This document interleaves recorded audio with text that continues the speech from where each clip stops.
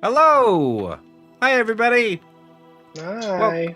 Hi! Hi, Jamie! Hey. Hey, Mike! Hi, Joe.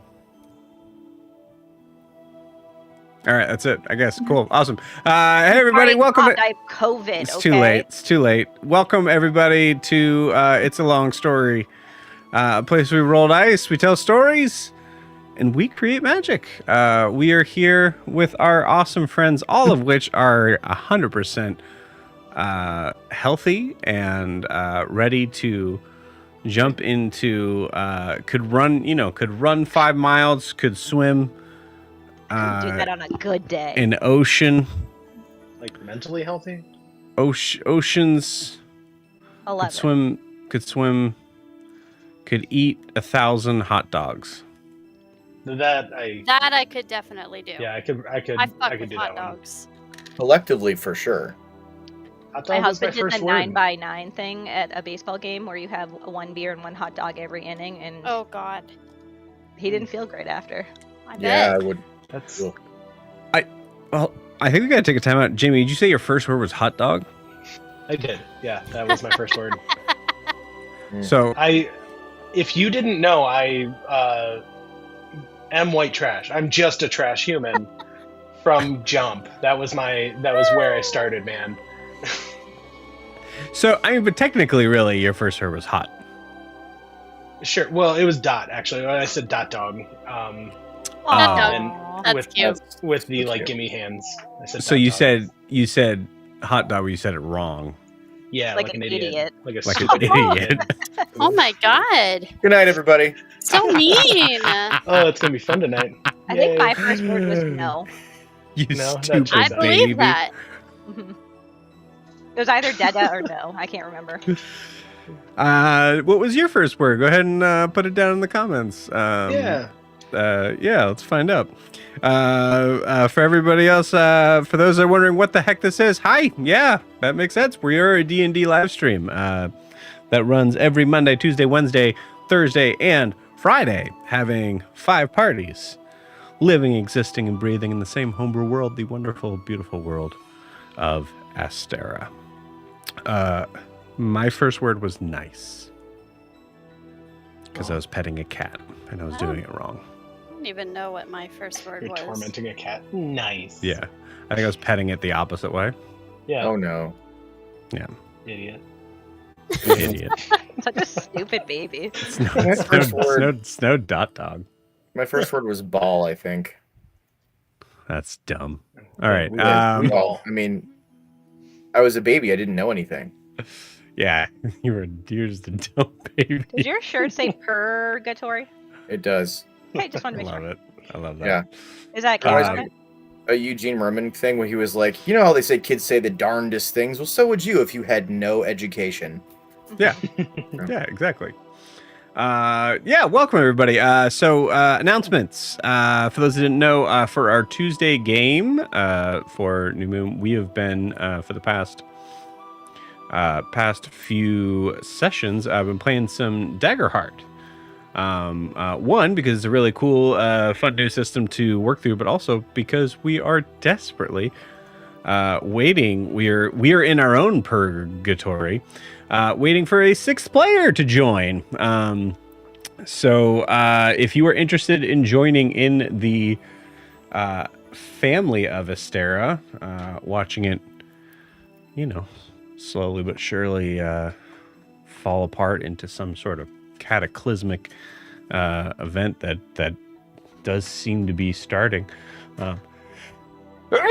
Excuse me. Bless you. Stop it. Excuse me. Doesn't that sound like fun? You should join and be a part of it. So our Tuesday night game is looking for a 6th player.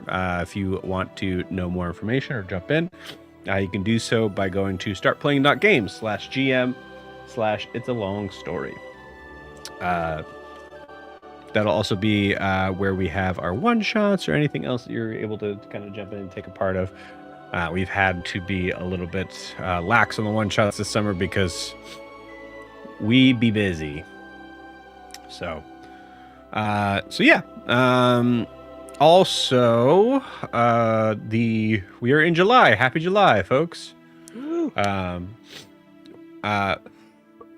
excuse me, in the month of July from the 12th through the 19th, we are going to be off for that whole week, as we will some of us will be out of town. So just letting you guys know, and I think, and then we'll be back after the 19th. So you guys will see us on the 21st. We'll be back in business. So yeah, that's it for announcements. Just lastly, if you're wanting to support the channel, the best way to do so is to like and subscribe where you're watching this, whether that is on YouTube or Twitch. Also, this is a live stream. This is happening live, so feel free to jump in and say hi. If you want to be cool like Sarah, jumping in, saying let's go. Also, Sarah, that's an amazing profile picture. I should probably know what that is. It's from the Dark Crystal. Is it from the Dark Crystal? It felt like Yeah. Henson. Yeah, it was definitely Henson. It's Kira's pet. I forget his name. Beautiful. Yeah. I love it. So yeah. It looks like a cat that's mad it's getting a bath. Speaking of a cat, there does sound like there is a pet that is desperately Needing attention. wanting to be pet. Yes. Is it one of mine? It is. Yeah. Great. Always. Surprising no one. Great. Fizzgig. Both parents are Fizzgig. not paying attention to it, and they're upset. It's true. Mhm. Yeah, both Gaston and Starbuck have this thing where they randomly like to come into my room, even like while Mom is home. So it's pretty funny. Apparently they don't love me anymore. Oh, That's what it except for is. when you're trying to do something. Right. Yes. How dare you How have a dare life outside of them? All right, that is it. Yes, announcements done, over with. So before we jump into tonight's session with the Mongoose Crew, we need to get a recap of where we left off with the party. So, Jamie, please take it away.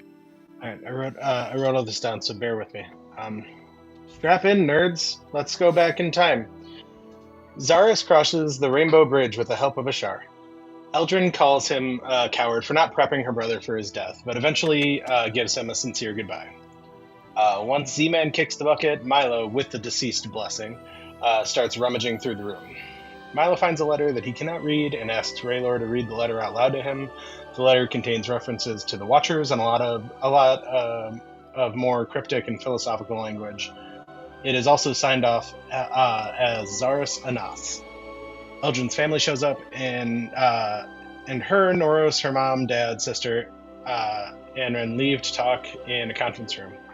Noro stays behind, or Navo stays behind to look through the room with Milo and Raylor. Upon hearing of Zahras' death, Mama Enorath takes off to prepare the guard and whatnot. Daddy Enorath and Eldrin discuss his discomfort with talking to and interacting with Ashar, considering the recent almost collapse of Enoria. Anrin expresses to Eldrin that her leaving in times of trouble hasn't felt fair. Noros is deeply uncomfortable and tries to add a little bit of emotional intelligence to the room, and is met with confusion. Anrin leaves the room, and Eldrin agrees to fill her mom's seat at the emergency council meeting. Then her and Noros return to Zahras' room. Saren and Kosvir recover from Venesepa's presence, and she tells him about her deal with the Death God. Kosvir is very off-put and ends the conversation with Saren after telling her to tell Jack and Lucia. Gwar sees a dejected Saren and says, "You look like you've seen a ghost." Saren then replies, "That's surprisingly accurate." Gwar, being Gwar, then asks, "Wait, is this ship haunted?"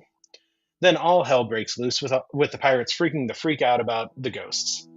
All the pirates get pissed at Gwar for the false alarm. Gwar then gets ordered to the captain's office to get in trouble. Lucia lets Gwar know in no uncertain terms that discussing the undead is not to be taken lightly. She then talks a bit about the classification of ghosts. Saren downs a tankard of rum and interrupts the conversation with, "I have to kill the Raven Queen." And then we break. As Raylor and Milo break down the content of the letter, the room gets dark and Raylor freezes. Navos says he warned me this might happen and throws the letter outside. Milo, mildly outraged, jumps out the window to catch it and is struck by lightning. We find out that as a security measure, some text when read aloud will light you the hell up. Milo seems to be suffering an effect that leaves him unable to swim. Milo continues to not interact with that effect at all. Milo then dabbles in a racism, possibly giving Navos a complex. Eldrin then gets super condescending with Navos about his skills and abilities as a wizard. Navos decides to attend the emergency council meeting, regardless of Eldrin's misgivings. Noros repeatedly compares Eldrin to her mother. Not an important point, just fun. Ashar turns back up and confirms Zahras' last name was Anas. Over on the open sea, above the open seas, Saren then expounds on her outburst about killing the Raven Queen, filling Jack and Lucia in on the whole deal with Venesepa, and her revision of said deal, including the bounty on the Raven Queen's soul. Valdani hears the whole thing, and her eyes go black. We know that the librarian Owl and Titty now has the story recorded. She then offers to go to them and learn whatever she can. Valdani takes off with Gwar to check on Cosvir. Gwar heals Cosvir, and a gross, shadowy something tries to enter his hand. He Hadoukens the substance out the window at a sea creature, who then suddenly dives deeper into the water. Gwar and Cosvir have a theological and ethical conversation about Saren, ending in the most Gwar line possible. If you don't have your strength, what the fuck do you have, you know? We learn that Ashar is from another realm, and then there's a whole lore dump about living lights. They were created by the Unseer, or the Azure. They were made to be a counterpoint to the rods of destruction, which hold the immortals who destroyed our realm. Tal was just a little guy when he arrived. Ashar doesn't know that Cerilius actively refused to do his job of dealing with the living lights because of his vested interest, Broomhilda. Ashar believes the best strat to deal with Tal is to quarantine him a long time ago, which isn't very helpful. He tells us that our world is on the brink of oblivion. It may be too late because of previous inaction. Ashar then tells us there is no planet B, not for us, anyways. We learn that Adim is not filling Ashar in with the full story about the Rod Hunt. We then learn that Zahras was Ashar's cousin. And upon hearing Eldrin say the word train, Ashar gets suddenly very agitated, says the word Abravar, which means nothing to us, then tells Eldrin that Persona is keeping things from her and dips. And that was last week. Hey, Jamie, Awesome. do you have those typed up? Can you send them to me? Yeah. Yes. I don't know Man. how actually helpful they'll be, but yeah, It's more helpful than what I did, which is nothing. So that's fine. I forgot, man. A lot happened last session. It was an Holy intense cow. session. That's crazy. That's crazy, yo. That's crazy that happened. Cool. Jamie, please take that point of inspiration. Will do. Well deserved. Cool. I don't. If we didn't know who this was, I wouldn't show it. But I don't know, Sarah, where this question's coming from, and I don't know what to do with it. Oh, it's from 2 sessions ago. No, because I said that icon looks like a cat that's mad that it's getting a bath. Oh, okay. Duh. I thought it was from Right. when Wilbur said his fur was really soft down there because he was underwater. Right. Wilbur doesn't mind being in the water, so just think that Wilbur's basically like scrub it up dub. He just It's a doesn't like wombat being in a tub. submerged where he can't be above it. Yeah. Deep in Enoria. Yeah. It's the pressure. Beautiful. Yeah. Anything else to add? God, that was a lot.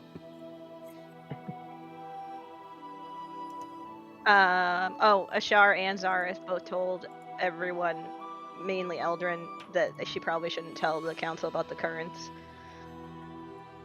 Right. And she was like, "What? No, I'm not in charge. I can't make that decision." To not tell people about it? Like, Oh, you're Evie muxing. oh, again? I said, Eldrin thinks this is too big, and she's not in charge. So how can she make the decision not to give this information to the council? Right. Cool. All right, sweet, awesome. Well, I think with that, you guys want to play some D&D? Yeah. Yeah. Randa. Yes, I would like to play D&D, please. Huzzah! One Beautiful. D&D, good sir. You got it. Coming right up. Can I let's do- participate in fun too, please, sir? Sure, let's try it. I Let's see hate what that happens. he told all of us off camera that all of us women need to call him sir. It's just really uncomfortable. Listen, you should hear what he makes me call him.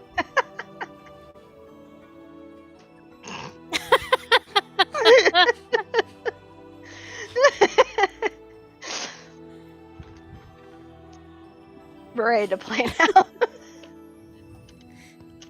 Kayla, you got anything to say to that? I have COVID. Anything to add? Don't be mean to me.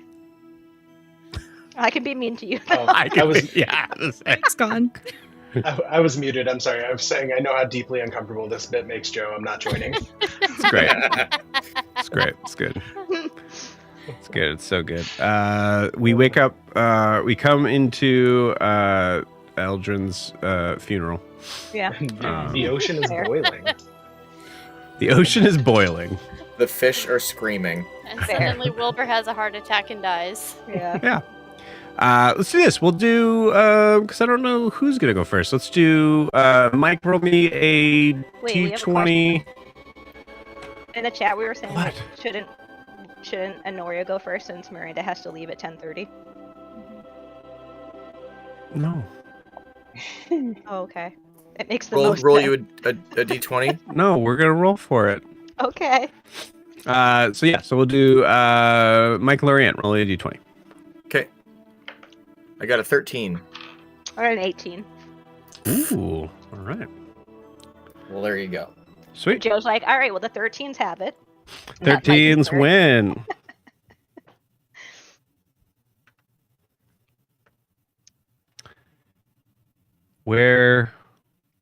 Where do we leave off? We're in We charge. are deep underwater in the confines of the kingdom of Enoria. I believe at this point, Ashar has not left yet. I believe you're just kind of I thought in he the. did. Because he pieced out. Did he? Yeah. Yeah, no, he yeah, just listen to it. It really seemed like he went through the mirror and it Yeah. went back to being a mirror. Okay, cool. All right, sweet, awesome. My apologies. He was like, So yeah, I so can't with, tell you everything. You have to figure it out on your own, even though I have the information. Goodbye. Also, you suck, and people from my area are so much. God, better you guys than are I- making this. You guys are making this whole scene sound really cool and really good. It was cool. Um, We're just frustrated PCs who want information. Gotcha. I understood. Cool. So yeah, so we'll kind of take it from where we leave off. Shar has now disappeared into the confines of the mirror, and you all are left in this room to solve multiple issues. One of which is, how the hell do you get back? Yeah. So we'll take it from there. He could have given us more information. Yeah, he Abervar, have you ever somehow heard of was that? more of a dick. I do. Well, we have an emergency council meeting, and then I can figure out who can teleport us to Griften, I guess. Our ride out of here just died, so Yeah. that's great.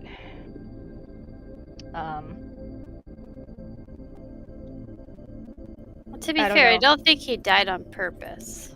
Well, he had a choice. I mean, it seemed like he died on purpose. That was it seemed planned. It seemed like he could have let it go on for a little bit longer if he really wanted to. But that's fine. Although we What if probably he don't want was- him dying like teleport. That sounds like a bad idea. What if he was suffering? Well, so then he leaves and makes us all suffer? Real selfless there, Zahras. Shh. See? Yeah, get that dog to stop making noise now. Alright, The well, old sea dog. I guess we should see when this council meeting is going to be. It's going to be a difficult one because we have to inform them that Zahras, or my father will inform them that Zahras is gone. That means that there are 2 council seats that are vacant at the moment. My mother can't be there because she is shoring up all of our defenses and making sure everything's all set, considering the man who was in charge of all of those wards is no longer here. I'll see. Wilbur and Milo, I think that you both should be in this meeting, but it's not up to me, so I will double check. And yeah, let's not touch anything else in this room. I say, pointedly looking at Milo, who's like... Milo is as deep in Zahras' bed as he can get right now. He is recovering from a lightning strike and just only here in spirit, not here physically. Milo, let's go to the cleric's wing or the infirmary to get you checked out and healed. But his bed's so I do it comfy. myself, but why do that when we have people who can do it for us? Yeah, I mean, yeah. What else do you say that about though? Like I don't know. What should you be doing yourself that other people do for you? I don't have time to unpack this, Milo. Okay. I just broke the heart of the nicest Enoria child. I have to figure that out too. Yeah, you really. I All thought I I did messed was him tell- up.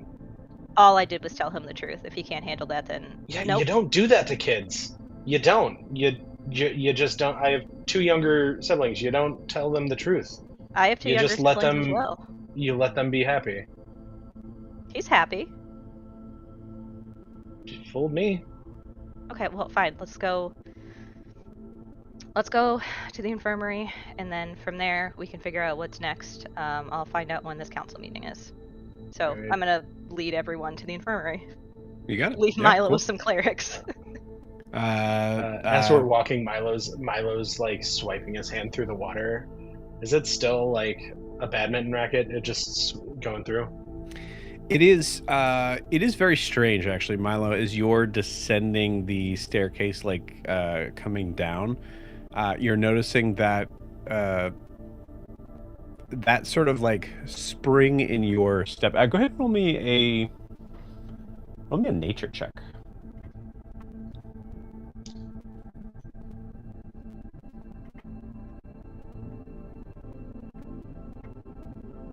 Nature. 14. Okay.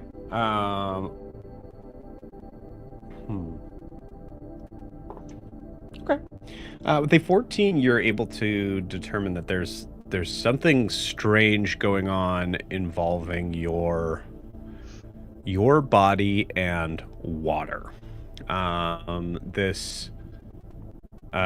As you're kind of descending down the stairs, I think there's probably, knowing Milo, there's also like a moment of like, often like descending these stairs is a lot funner than going up them, because there's this like kind of level of like you're able to sort of like float a little bit to each step as you're going down.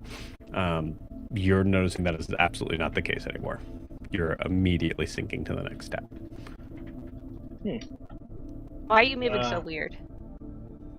I don't know. I'm usually pretty good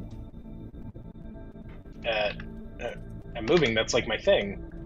I don't know what's happening to me. It's like it's like my muscles are listening to me. It's like the water's not listening to my muscles. It's weird. Do I look different? Does he? No?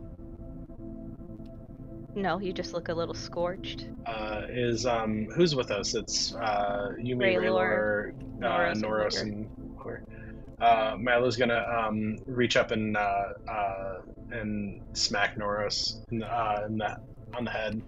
Does it feel any different to you? What? Why are He you does doing it again. Does it feel any Ow! different? Stop! What? Why are no! you hitting him? I don't know. I don't know what's happening with me. I'm like, Milo like jumps up in the air, and to see just like plummet straight down. Immediately Yeah. goes straight down. Yeah, that doesn't happen normally. No, I'm like, You've lost your buoyancy. yeah. I mean, Yeah. I mean, we do put a little bit of gravity within the palace just to make it easier for people, but that's a lot. and I would imagine like you would feel different if it had changed as well. I don't know. Yeah, let's get to the infirmary. I don't know. Yeah. Maybe they can fix this. Okay. Feels like I'm full of holes or something. Milo's got the suds. Okay. Cool. Yeah, you head down to the infirmary. The nurses there are checking you out. I'm gonna say.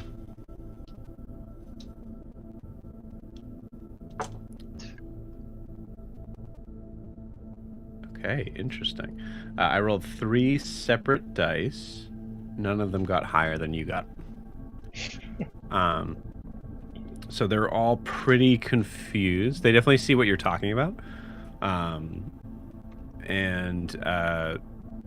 I would say they basically just kind of like they don't perceive anything else to be necessarily wrong with you besides like your hit points that you've lost. Mm-hmm. Which I would say, unless given specific orders from the princess to give you like health potions for, they would say like you're okay, you're gonna make it. Eldred would say, "This is one of the champions of the Ixochitl uprising. Make him better and figure out what's going on. Is this a curse? Is Okay. this?" Yes, ma'am. With that, about 10 minutes goes by. Milo, you roll me. How much hit points are you down? It was like 54. So 54. Okay, cool. 52. Okay. Roll me.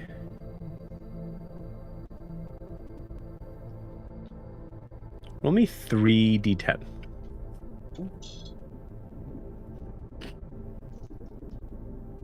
All ones, come on. Don't you put that evil on me. I got a 3 and 2 10s. Okay, cool. That is using 3 of their healing potions to do that.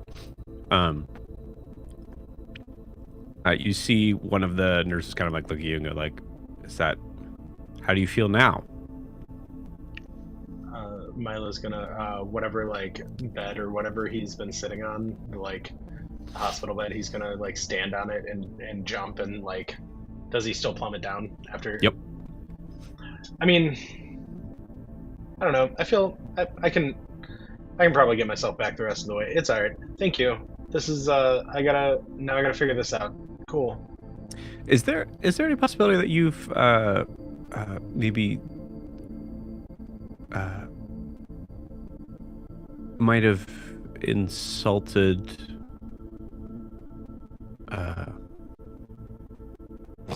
Probably. wow. Some sort of deity or I mean, no, I don't really have like a devotion to any of them, so I don't have anything against any of the others. I usually find the ones that like are really devoted to one deity are pretty shitty to the other ones, but they're all kind of fine for me. Is Aldrin still here? Yeah. Aldrin steps forward and she says, "This happened after an incident with a spell that Zahras, or that the Archmage, had Yeah, it might have been some sort of like on Milo. By Unfortunately, deity, could it have been like a Marid thing? Okay. And I say, unfortunately, the Archmage is currently not available to assist. You know how he is. I know he was friends with he was a long time ago friends with a Marid at one point, so I don't know. That's conjecture. I don't know what he's speaking of. Okay, cool. I rolled a nat 20 on the second one. Well, that's interesting. I don't notice any sort of remnants of like arcane pieces affecting you. Besides this, it seems much more like a curse than anything that our Archmage would have given you. And I'll say, with that nat 20, just a reminder, technically you have no idea whether or not it was Zahras or not. Mm-hmm. Yeah. Okay, well, if it's not better in over an hour, because normally that's how long some of these things last, I will try to cure it, and then we'll come back if we can't figure this out. Thank you very much for your assistance. Absolutely. Always happy to help.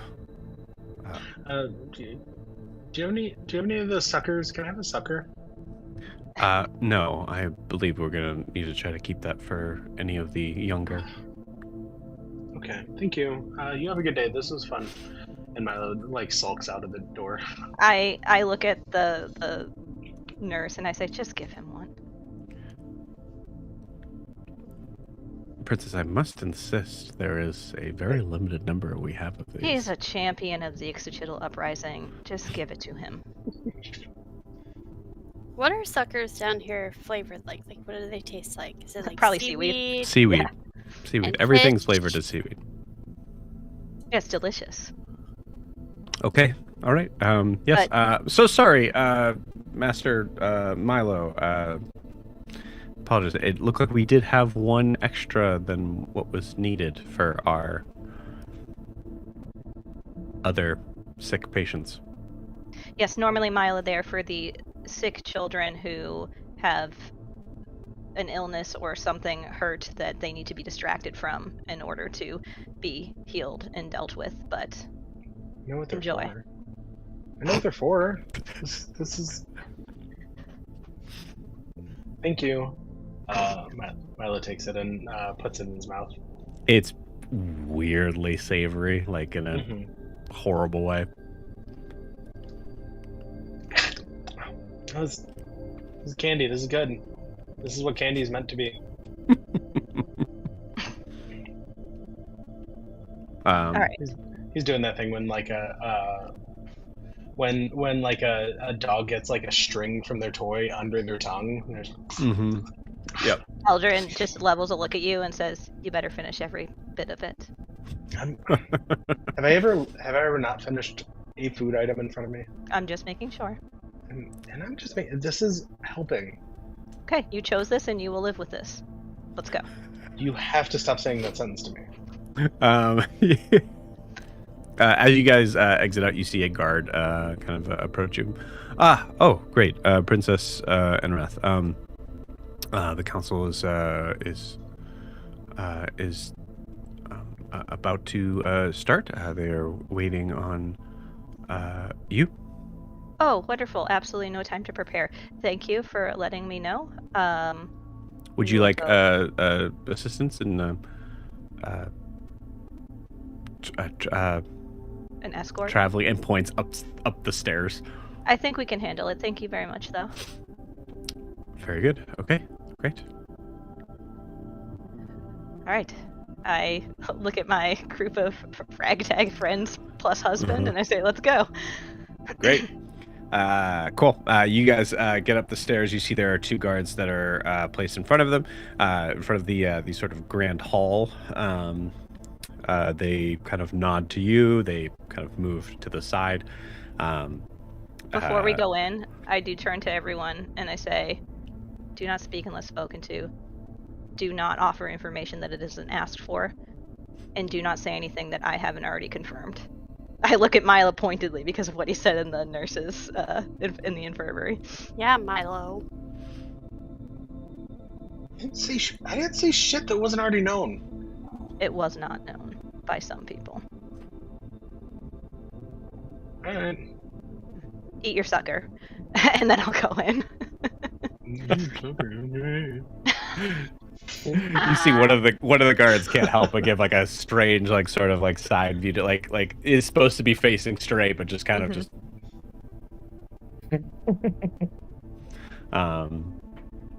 with that the massive doors to the Grey Hall just as you walk in.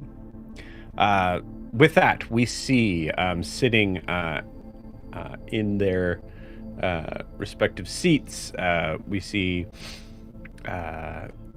Astelin, Dennis,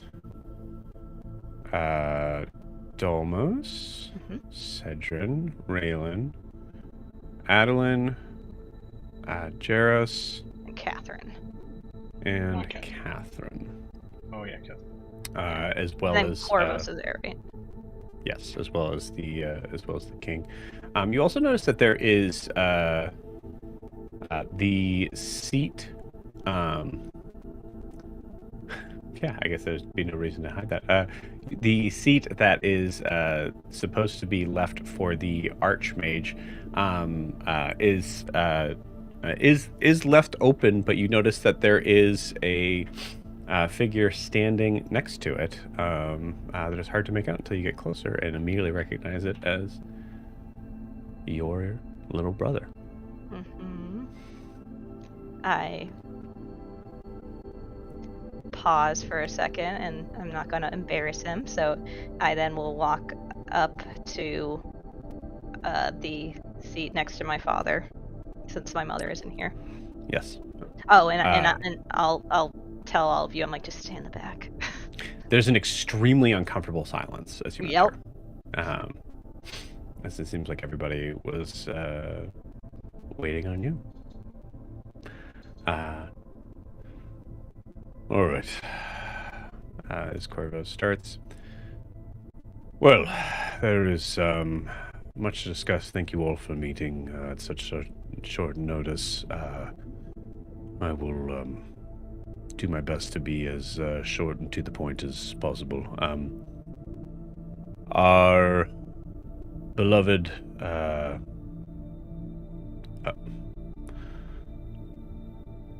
our Archmage is no longer with us. He has unfortunately moved on from this plane and is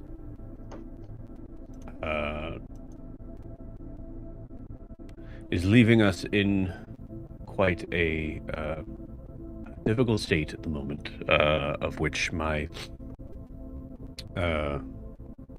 the Queen is attending to personally with Generous, and I assume will be in contact with Astelin. So we are handling that at least enough to be able to understand how difficult defenses will currently be. On the other side of note, we have a very important seat that is missing a person. So there is a vote here for the possibility of my son, Nevos, to take that position.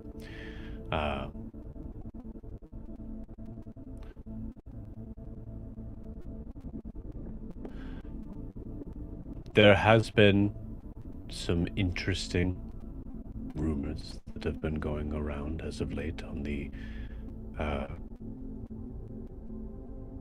some changes in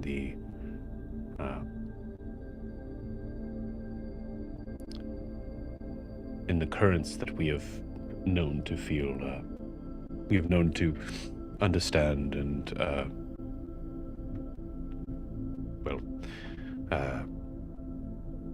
rely upon for multiple things.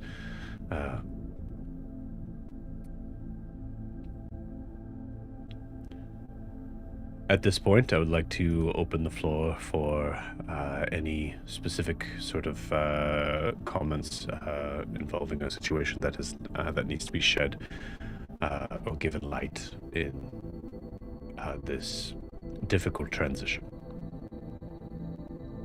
And then he just kind of tries not to stare right at Eldrin.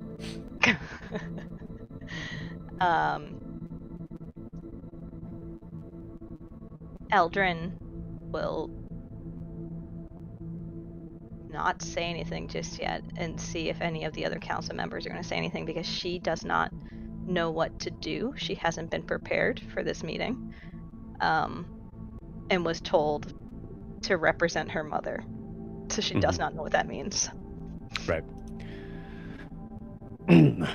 Well, as you see, Dennis Senegath, in light of these rather strange and specific events, Curtis, I would suggest maybe keeping a hold on any sort of changes in our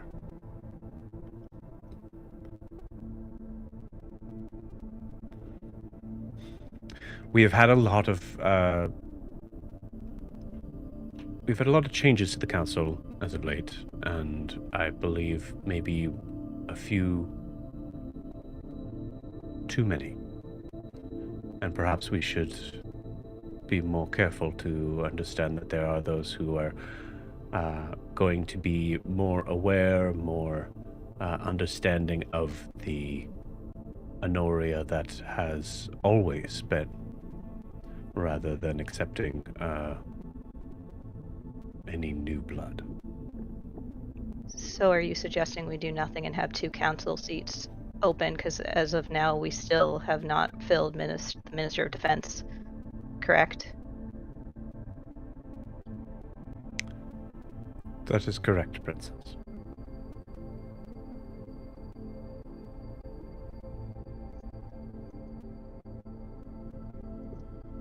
As stated, I believe that our understanding of the Enoria that should be may be muddled. How so?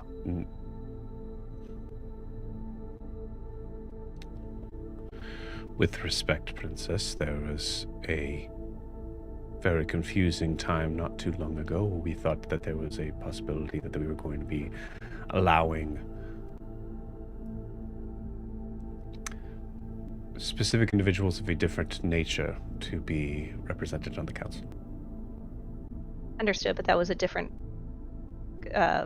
title. That we're talking about filling 2 seats that need to be filled, that have always been filled. Correct. But in the process of something that was almost given power, perhaps we should not be given power to anyone else until we are sure it is proper.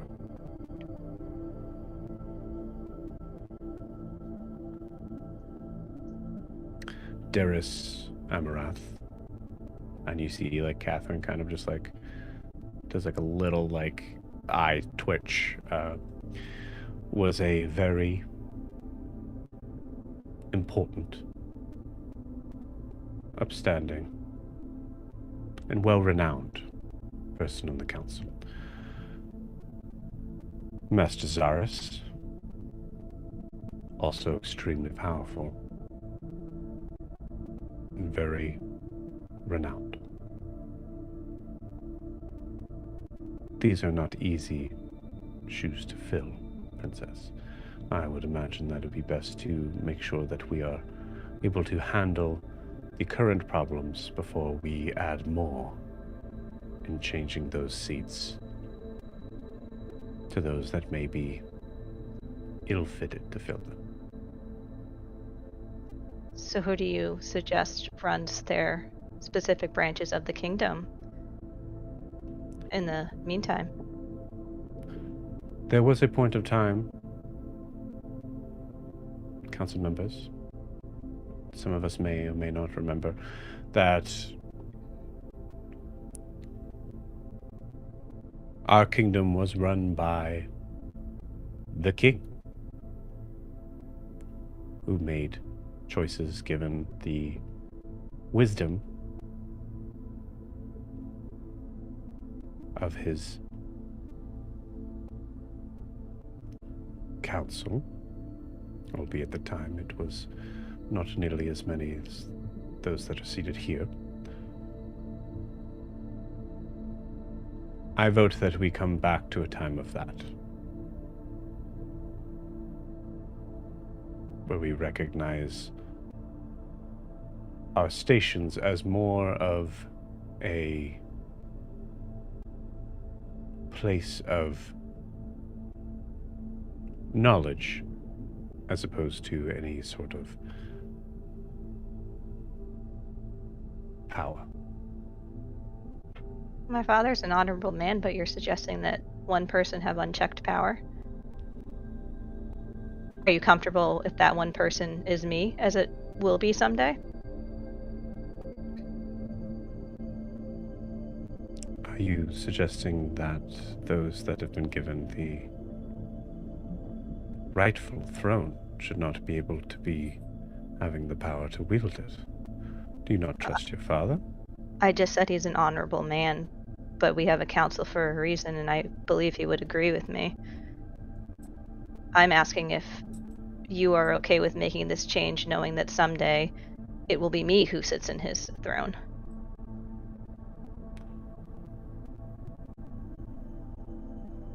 I trust in the power and understanding of the royal bloodline, and knowing that the kingdom is in your hands and the responsibility of that would be paramount. Can I do an insight check? What's that? Can I do an insight check? Sure. What are you trying to incite? I want to know, because what he's saying makes sense, but I want to know if there. I want to know if he's full of shit, kind of in the sense of like, does he seem like you're saying all the right words, but underneath is a little bit of like a tone or something? I'm gonna need you to be a little more specific. Like, is he being more placating, I guess? Like being like, of course I'm fine with that, but I don't know. I feel like it's okay. I don't have to roll an insight check. I can't think of the right way to phrase it. As I say, I'm willing to give it to you. I just need to I know, know, what it's against. I just am trying to figure out there's some other angle, because this is big, and what he's suggesting is taking power away from himself and everyone else. And just giving it to the king. So actually, instead of just an insight check from him, could I do an overall insight check to see what the other people on the council seem to look like when he's saying these things? Like if they look shocked or upset? Sure, yeah, absolutely. Okay. Yeah. All right. So I rolled 9 plus. I rolled 15. 15. Okay. You see there are some people here. So Raylan and Dolmos. And I would say Adeline. Do seem to be relatively surprised. Okay. Not a big fan would be what you'd see of this. The rest seem to be pretty stoic. Okay. I'm sorry, what was the number that you rolled? 15. 15. Yeah, not entirely sure for the rest of them.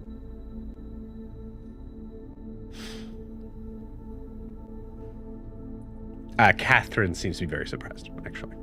Okay. So I say, Keeper Lanolath, as a keeper of knowledge, what would you say to this?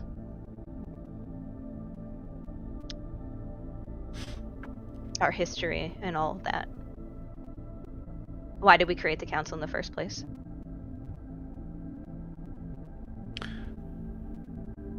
Well, Princess, I believe that the concept of this council is to be doing what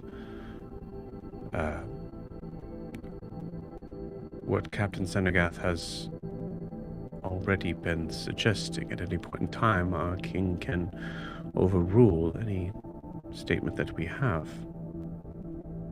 The difference here is there are choices, situations that instead of having a council meeting for, we can rely on the given answer of one person with understanding that they are relying and using their available resources.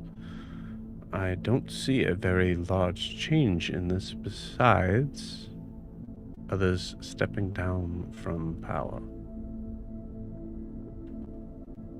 Some that may have difficulty in the transition.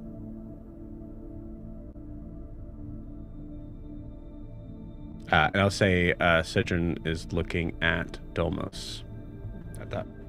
Okay.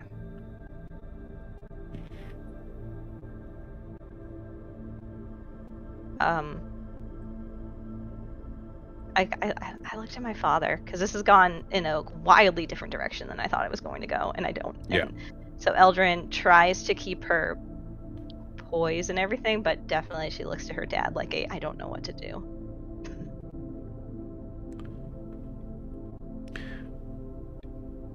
An interesting proposal. One that would not be taken lightly. I understand that there are situations where action needs to be taken quickly.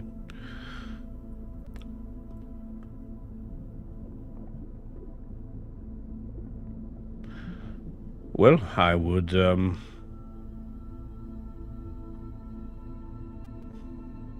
there's no reason to wait on this. I imagine a vote would be best to be in order on that. Anyone who has anything to say in proposing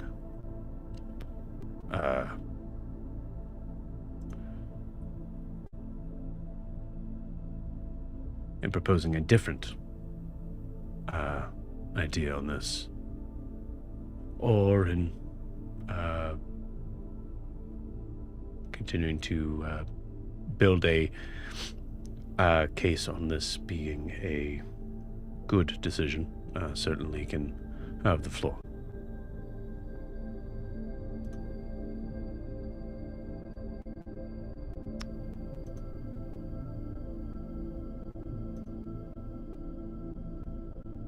How did this become a vote to change our entire form of governance? Because this is supposed to be a meeting about what to do about the 2 empty council seats, correct?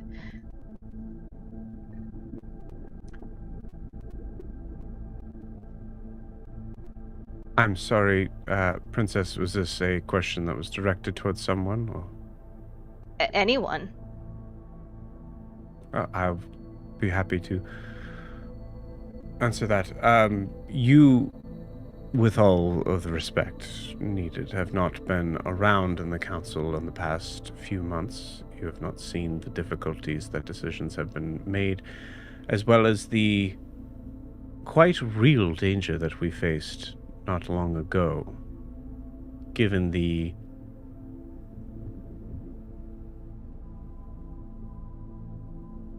abrupt changes.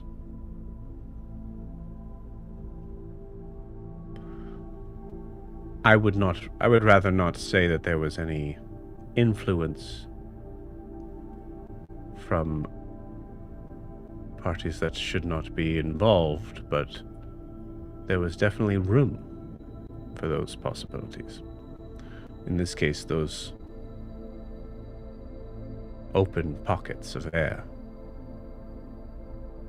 would be quashed in the abilities of our one true king answering all decisions.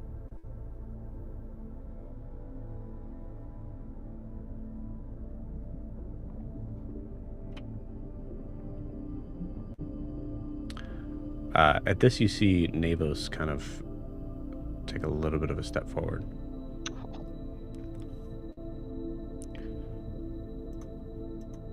With respect to the council, I was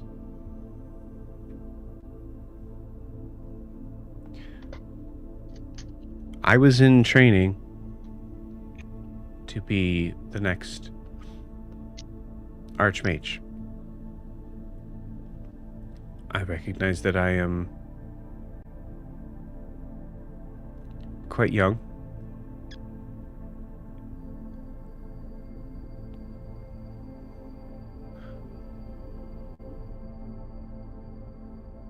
But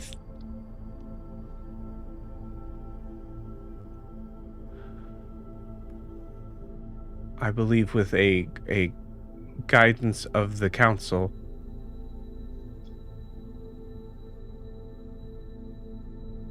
my abilities and wisdom would continue to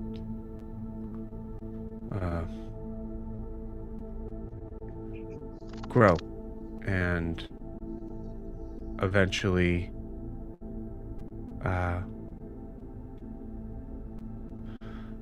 benefit the court. That's it.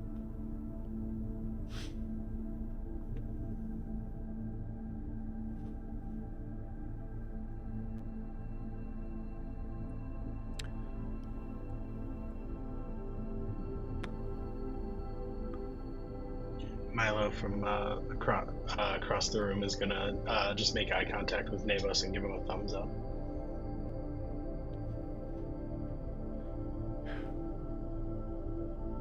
Again, with all respect, young Master Enorath. Prince. Apologies. Prince Enorath.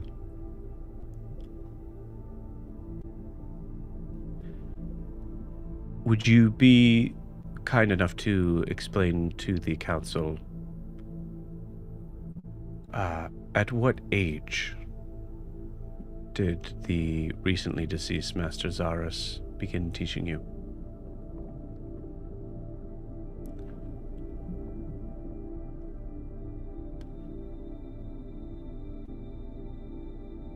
Ten. And Prince Enorath, how old are you now?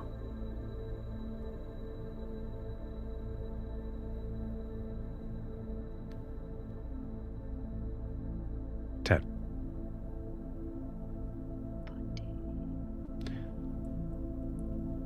Understood.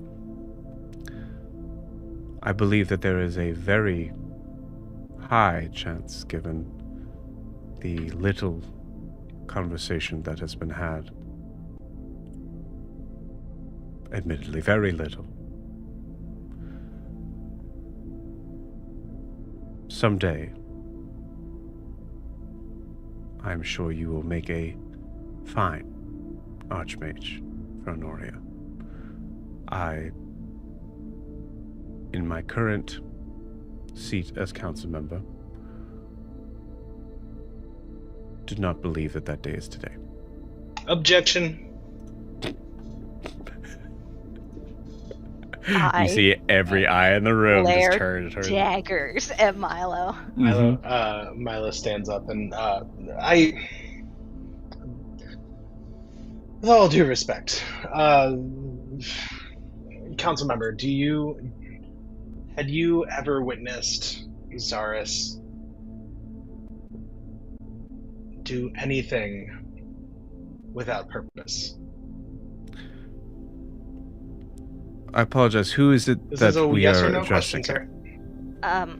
I apologize. He is one of the champions of the Ixochitl Uprising, actually. Princess, I am aware that you are rather new to our council meetings, but this is highly irregular. Oh, I know. I've often been highly irregular. I am Milo Underdale, and I would like an opportunity to share my thoughts on an archmage that affected my life greatly, and I know affected this place as well. Have you ever known Zahras to do anything unintentionally or without purpose? Even if that purpose was very annoying. Mr. Underdale, I understand that there is a specific point that you're trying to get to. However, there is a certain process, and you see Corvus put his hand up. Yes, King?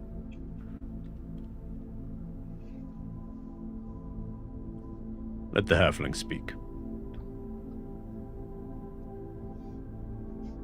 Milo, Answer the question. Milo straightens his beard a little bit, gets some of the soot out of it.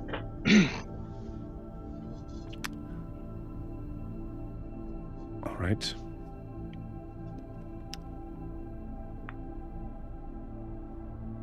I apologize, Mr. Underdale. Please repeat the question.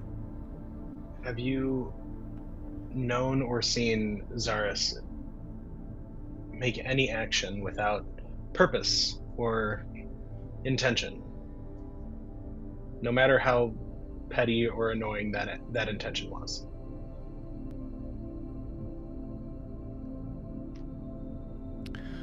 I believe there were times when we would find him sitting... No reason to speak ill of the dead, but because I am being asked directly, there were times when we found him in odd places. Under tables. That's not what he asked you, though. Did he lack intention there? Or did you not understand the intention? That would be very difficult for me to say.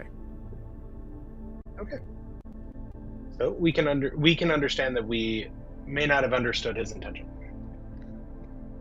I was with the former Archmage as he passed into the other world. I was there.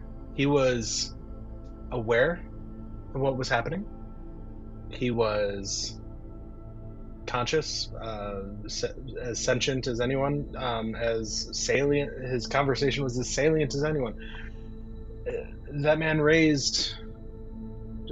My apologies, King. That man taught Nevos with the intention of replacing him when he passed. And he had a very clear understanding of when he was going. I think if we ever trusted Zahras, we can trust his judgment. If he thought Nevos was ready to learn and take on, I think we can trust him.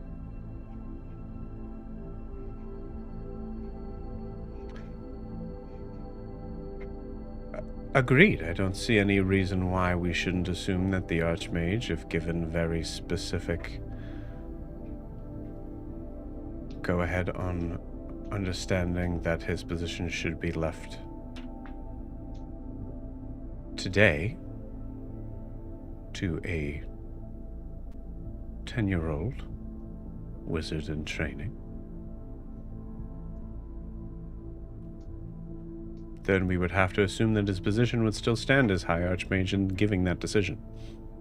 Do you have that proof?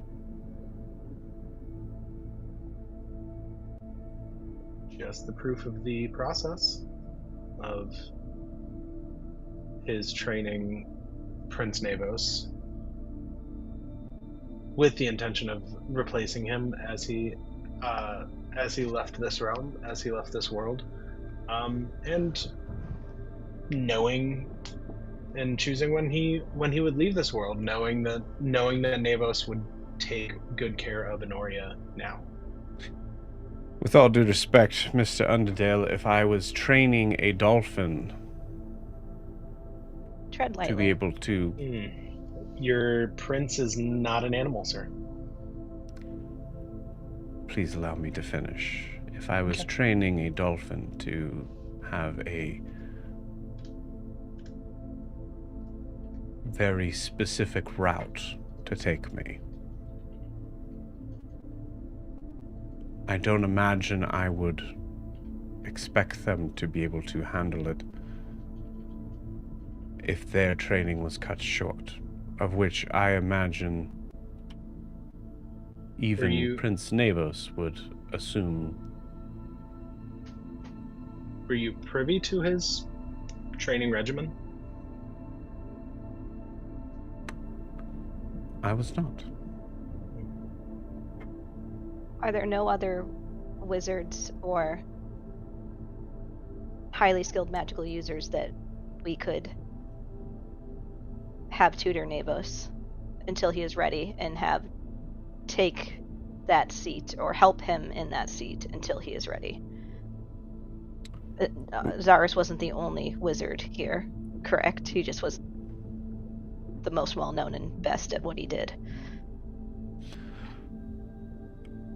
I believe that is a discussion for another time, perhaps.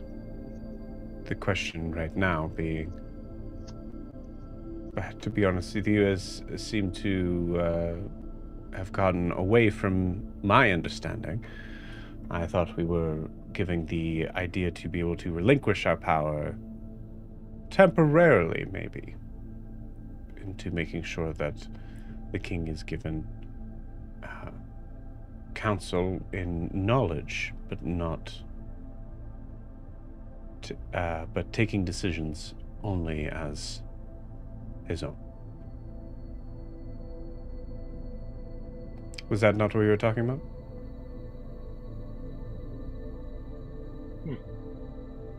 And thank you, Princess, if your intention was to get us back on track on that. I agree.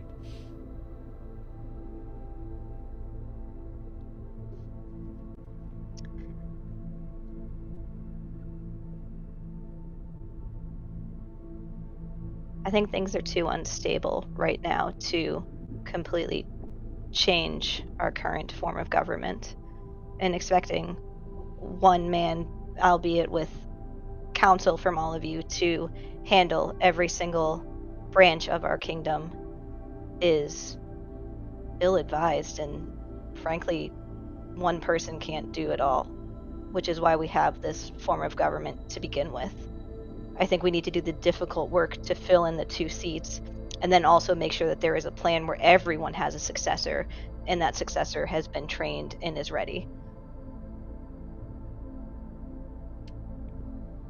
Very beautiful plan for the future. I agree.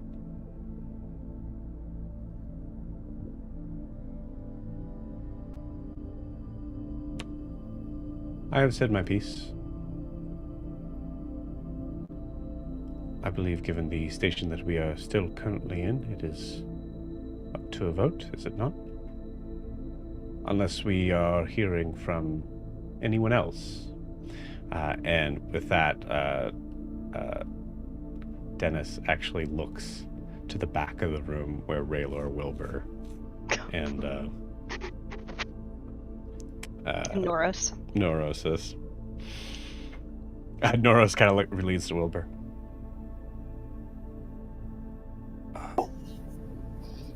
So we're supposed to do something here? What, you want me to say something? I don't know. Everybody's looking. Okay, they're looking back away. Okay, good.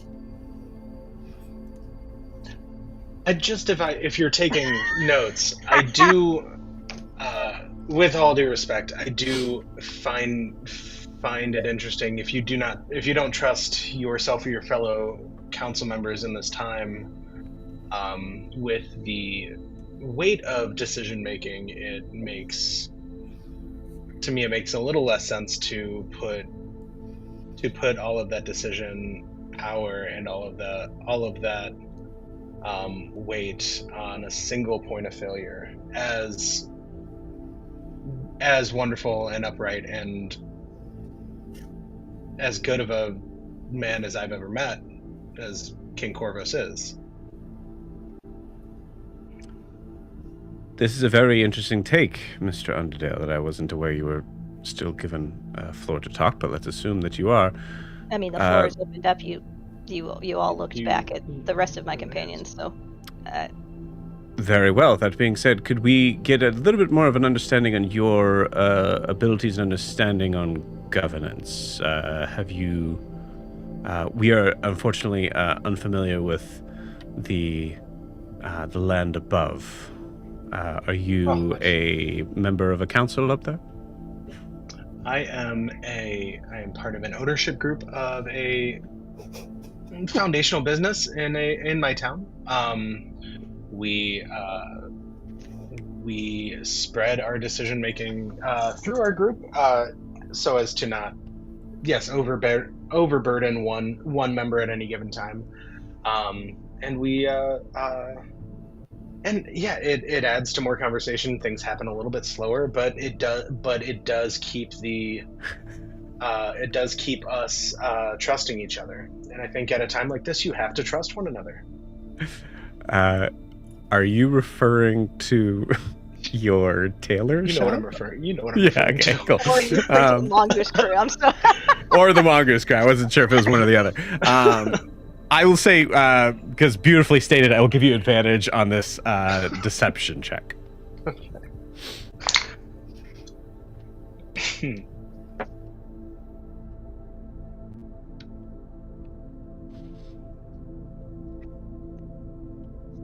Where are you? Right. I'm going to use my initiative. Or my... Your initiative. He's fighting. Yeah. Let's go! That was a dirty 20. Okay.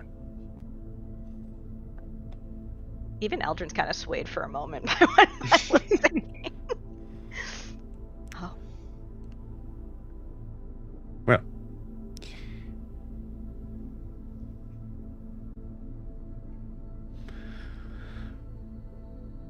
I hear your point of view, and I imagine the rest of the council does as well. The fortunate thing of your suggestion is that the vote that would be given on whether or not to relinquish this power would be very much given in the way that you suggest it to be. No? Yeah. I would hope. I don't know your policies or customs. Yes. Well, because I do not have the time nor the energy or patience to be able to educate you on that, I would believe it to be best to move on to our voting process. By all means, I thought we were taking opinions. Thank you. Thank you, Your Majesty. You see the king just kind of nod to you.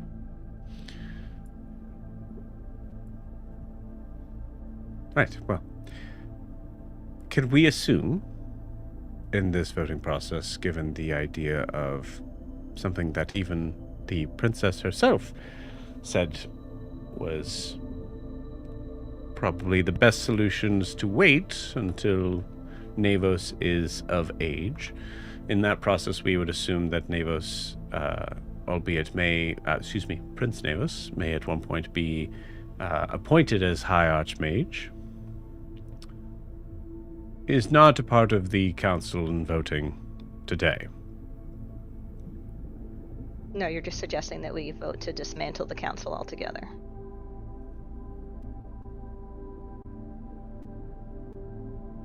For now. With all due respect. These are very trying times, Princess. I believe that in order for order to be rebalanced, we must trust in your father. If you do not agree, then perhaps you should cast your vote. I look at my father, and I look back at... This is Dennis, right? Mhm. Okay, and I look back at him. As the newest... Well, excuse me, Catherine is the newest member of the council. Before the last high priestess vacated her seat, Captain Senegath, as the newest member of the council, maybe you should let some others weigh in and speak their truths as those who have more experience in this matter. I'm not saying myself because, as we all know, let's be honest, this is the second time I've ever sat in this room. So I understand that I do not have much power here. But I will say, as someone who often believes that they are correct, and is often correct, and often wishes that everyone would just listen to her because life would be so much easier, I also understand that that is very... You hear Corvo's clearly. Yeah. So. Sorry. I understand that that is folly, and you cannot make every decision yourself, and having one person be in charge of everything, as Milo said, makes one point of failure. And as honorable a man as my father is, I have seen on land many an honorable man be swayed or not make the best decision, not because that they aren't good, but because that it shouldn't be on one person only. And you know what, if we're going to be honest, say God forbid he gets possessed by Tal. We've all heard the voice. Then what? One person who makes decisions? I'm sorry, I just want to make sure that you're suggesting in this scenario the ordained king of Enoria would be fallen to dark magic.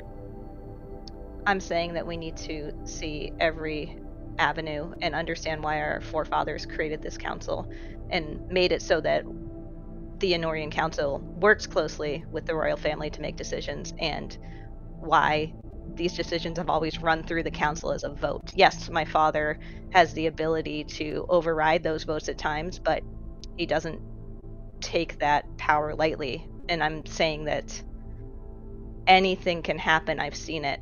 I'm not supposed to be here, am I? I know you all talk about that. I know it's whispered in the halls. I am the third born child. Volmos is supposed to be here. And they both died because anything can happen.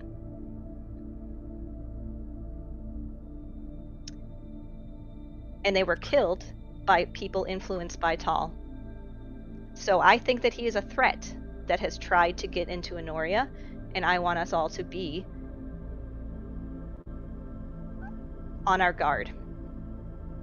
And dismantling the council is not the way to do that. As Milo says, we need to all work together. You hear a very strained sort of here from the back of the room. Wilbur, as you probably take a few steps to the away from Noros, who was nervously but very proudly agreeing.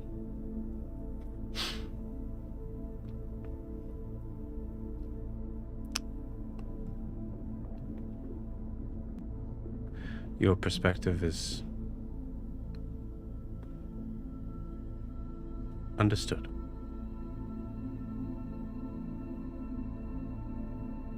I hope that it's more than understood. I'm sitting in a seat that has a vote, correct?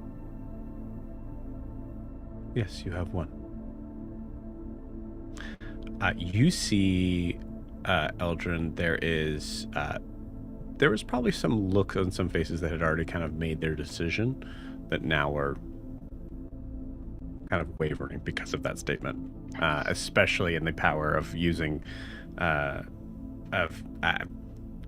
the idea of like using Volmos and Kanos as like a clear like they're also part of the royal bloodline and they were killed in the perspective of what we're laughing about possibly happening. This did happen. So yeah. Yeah, I think bitches. That was huge. Eldrin doesn't say that. And then Eldrin says bitches, and everybody goes, bitches. "Oh, yeah." We all high five. Yeah. Cool. All right. So he said we're gonna do this. I will say, Eldrin, you have. I'm gonna say that there are several DCs here. But I'm not going to let them know. I'm not going to let you know what they are. I'm actually going to have you roll persuasion checks, some of which you're going to have advantage on. Okay. And you're going to have advantage on because of Milo. Okay. Can I don't think I can. Casting guidance wouldn't be great right now because they can see me cast it, right? Yeah. Okay. Hold on, guys. Let me give myself a little buff. Come on, I get it. Come on. This is how we'll do this. Cool. All right.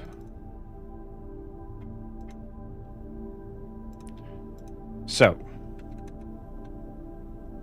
first up, Astelin.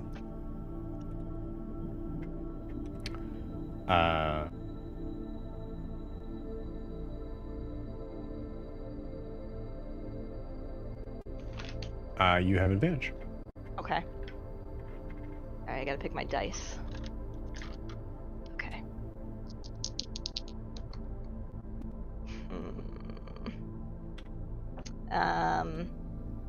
It's my persuasion? Yes. Okay, it's a 7. Okay. In the vote of overturning and leaving King with the ultimate power in this, Astelin votes yes. Okay. Dennis is next.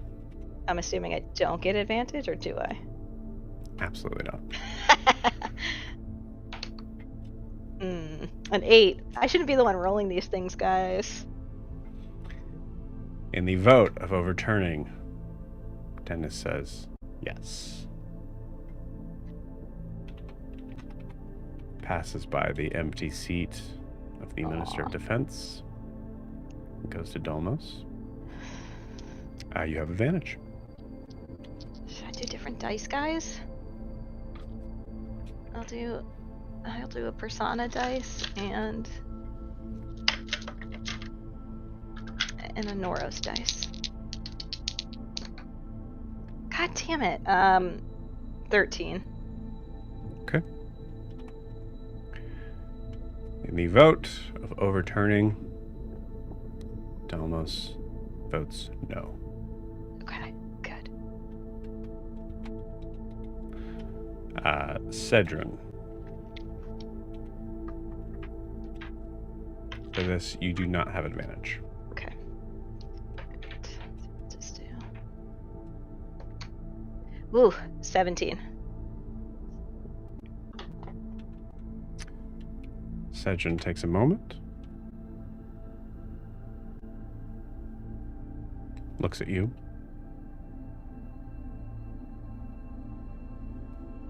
And votes no. That one was a tricky one. Raylan, Minister of Commerce. Do I have advantage or no? You do have advantage, yeah. Oh, good, because I got a nat 1 on one of them. 10. Just passing DC. God. The see Raylan just kind of being bewildered by all of this context of what the deeper meaning between these things would be, what people's angles are at, including yours. She tentatively votes no. Okay. Adeline, Minister Development. You do not have advantage on this. Okay, I gotta pick my dice. We're gonna do Persona again. Oh, it's cocked. Ugh, still not good. 6. Adeline votes yes. She just doesn't want to develop anymore. So we got 3 yeses, 3 nos. Okay. Zahras is next. You do not have advantage on this. Okay.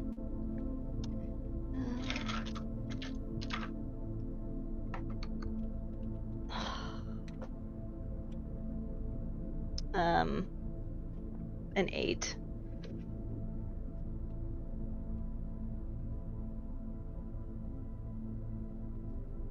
My vote is yes. I fucking hate you.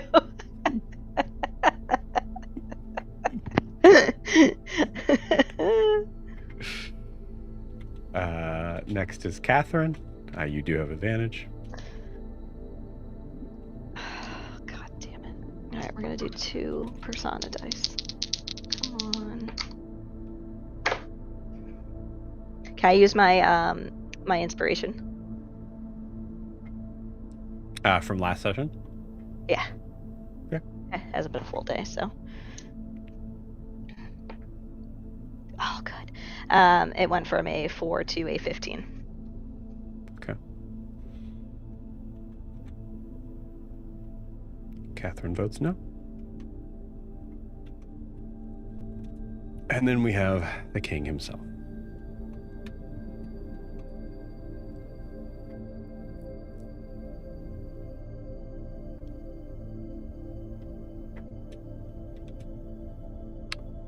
You have advantage. I don't like this. Okay.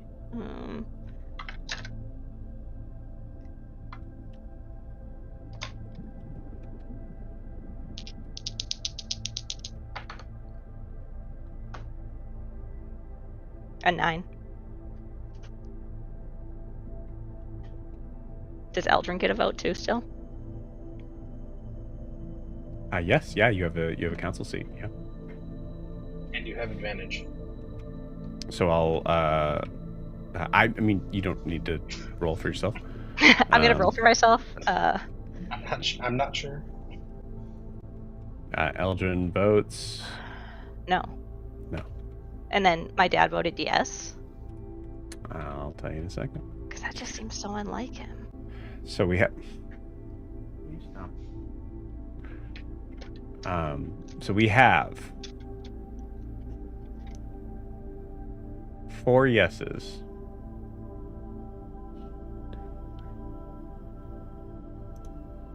and 5 no's before we get to Corvus.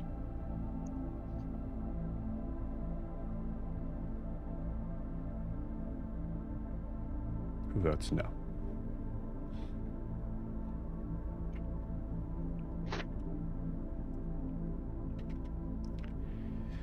We execute all the people who voted yes. No. Kind of defeats the purpose of that vote. Eldrin's like off with their heads. Cool. The next vote would be for Navos to be the new High Archmage. I would say even given the I'm gonna roll a couple things here.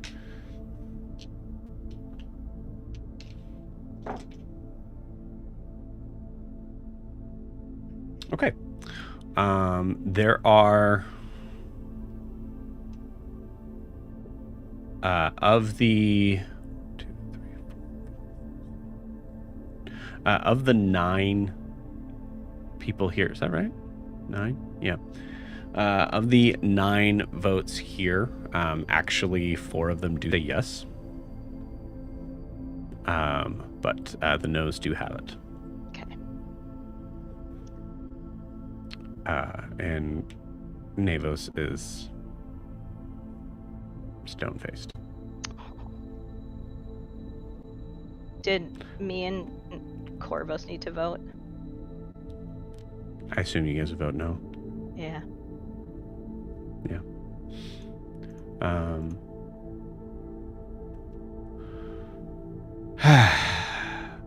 All right. Well, I guess we jump more into the urgent matters of handling the defenses of our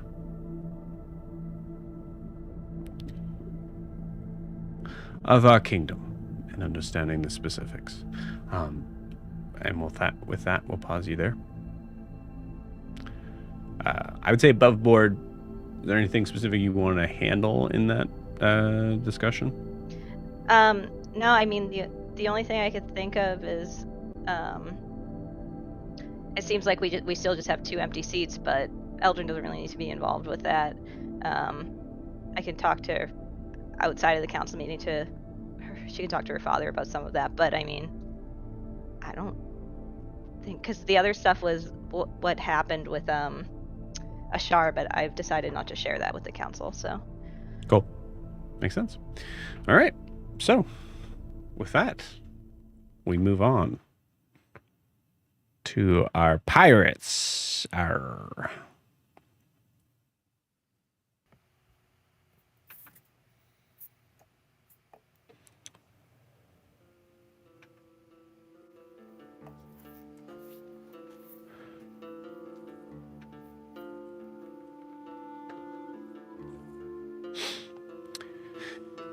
As we come in to the area of Nightfall on a ship that is currently at this point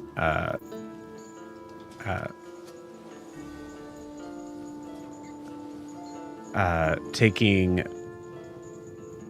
many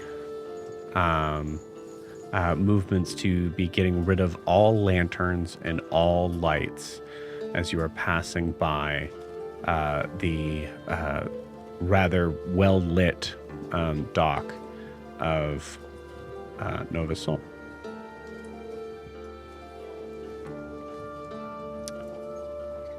I'm going to roll something here.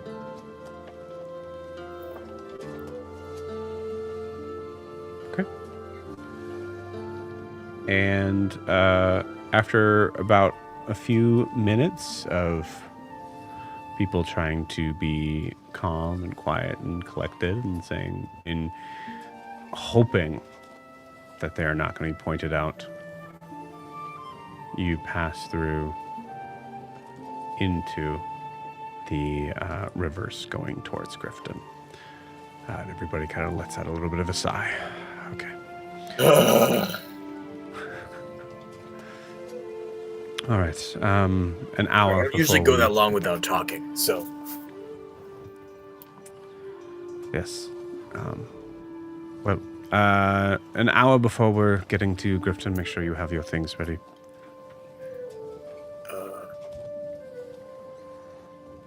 I look at Cassian. Do you want these back? Happy to. Oh, Milo's not here. I could press to digitate them. No, they fit your bill much more. Stands up a little straighter. Oh, well, thank you for saying that. Also, I assume we're joining you, at least for tonight. Well, yeah, of course. I just, if we're getting back on land, I probably feel a little more comfortable with my armor on. So. Yeah, I see. That makes sense. Right. They are comfy, though. I mean, it's all one color, but I don't know. I kind of got used to it. I don't know. I kind of look. It's like the same color as Eldrin, you know? Yeah. Donnie never really liked it, so. But the fact that you like it is even better. But yeah, I understand. Of course, you want to make sure you put your armor on. Yeah. Right. Do you have any armor for me to wear? Because I wasn't aware that we were gonna. Is there something we're supposed to be expecting? And looks at Saren and the rest of the crew for that. Sure hope not. I sure hope not too. I just feel more comfortable. It's just, it's kind of like how my halberd is an extension of my arm. When I brandish the last one. It's like kind of part of my arm, and so I roll a sleight of hand check as you pull a halberd out on a boat. Hey, it's better than talking about ghosts. You said sleight of hand. Mm-hmm. Oh boy. Okay. That's a 6. You completely cut the boom. So the entire mast all of a sudden just starts to kind of shift and whoa. Shit! I grab it. Oh, Zenfira is gonna kill you, Guar. I'd like to see her try. Guar, roll me an athletics check. Okay, that's much better. Okay, that's a 24. Okay, cool. The 24. Go ahead and give me a Constitution saving throw. Sure thing. The con save. Okay, +7. All right. That's a 21. Okay, cool. Yeah, you're able to hold this as you see Zenfira kind of come down. Guar, it is a massive amount of weight that you're holding up. Yeah. As Zenfira comes down. What the fuck did you do? I accidentally cut the boom, and I'm just trying to hold it in place. Any of you can just tie it back together whenever you're ready. Well, it's kind of funny. That wasn't, really something I was planning on doing tonight.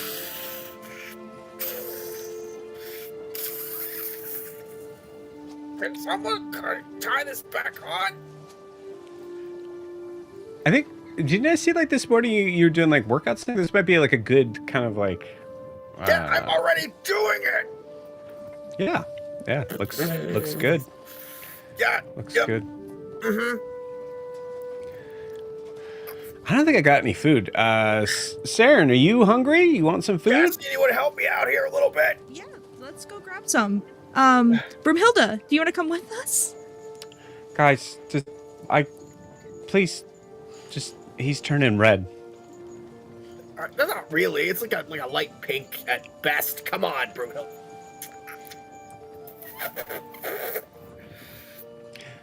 You know what? I'll join you. And you see Brumhilda at that goes with you, Esquire. Brumhilda says I'm trying to help you out, and you're no.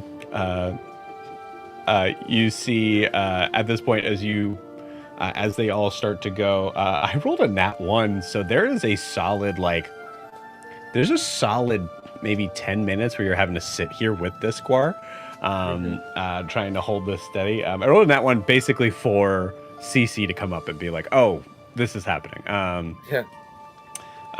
So I'm gonna say give me one more Constitution saving throw. It's a 17. 17? Okay, cool.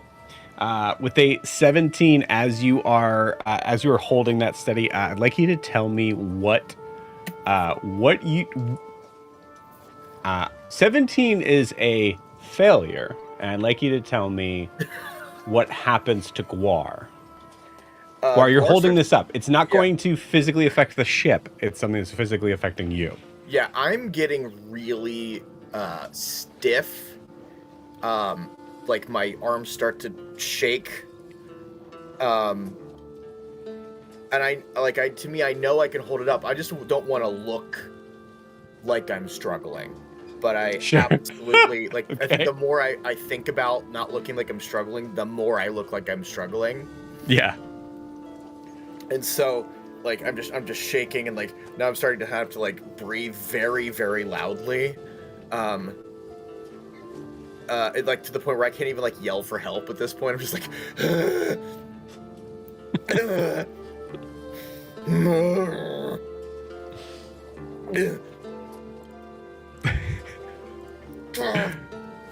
Never thought I'd hold a ship up. I guess I'll ask this, Guar. What pops? What pops? I think my shoulder. Cool. You got it. Left or right? Right. Cool. You got it. At this moment, you see as this. We'll say this is just about to happen as you see CC kind of come up and. Oh, the ship seems to be not heading the right direction. Mm-hmm.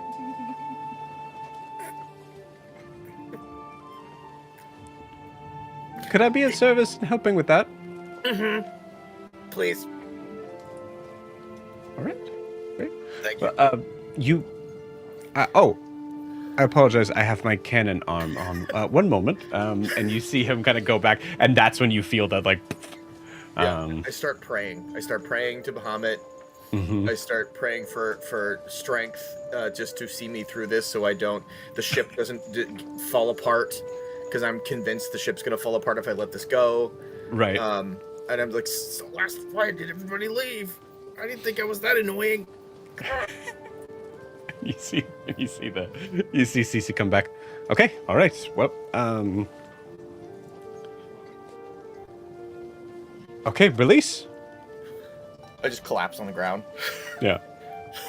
No change from CC whatsoever. Head spins completely around. Are you all right? No! That was really heavy. And no one helped. And it's fine. But I'm really tired. And my shoulder hurts. And my legs hurt. And I think my right shoulder got dislocated or something. Yep. Ow. Yep. Mm-hmm.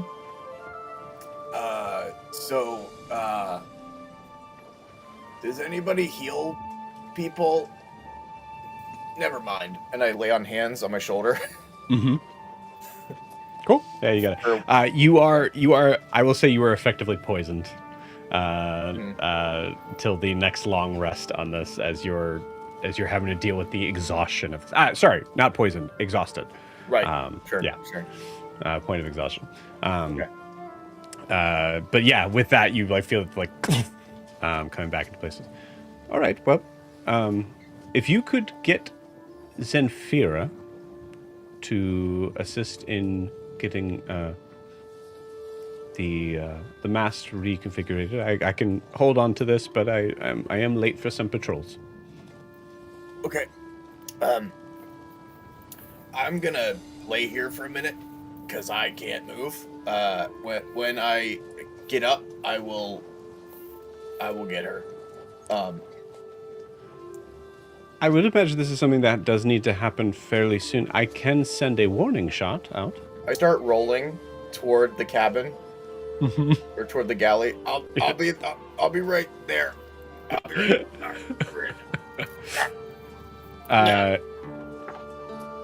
Okay, cool. You see, you roll, and then you feel this like tap on your shoulder, as you see Valsis. Hey. Hi. You okay? Yeah, I cut the boom, and then I was trying to hold it in place, and then no one helped until CC showed up, and now I need to go find Zenfira to fix the boom, because they were fucking with me, because, I don't know, I'm too fun or something, I don't know. See, this is why I was actually suggesting that we maybe use a different sort of resource other than rope. Like something that would be actually a little bit, stronger to be able to kind of reinforce so that something like this wouldn't happen. I've actually made some sort of prototypes in that would be really worth kind of checking out when you have the time of being able to find. Are you Guar? Sorry, I'm really tired. Okay. All right. You're getting something better than rope for the thing. Is that what you said? Well, it's only a prototype right now, but I could if you think it's a good idea, then that's one other person that thinks it's a good idea, and maybe that would be enough to. I mean, then people can't accidentally cut it, so that's good. So you think I should do it? Yes, I think you should do it. Okay, great, cool, awesome. Thanks, Squire. And he jumps over your full form, and you feel this. You feel this long, tethered sort of steel cable just like slap against your chest as it's running along you.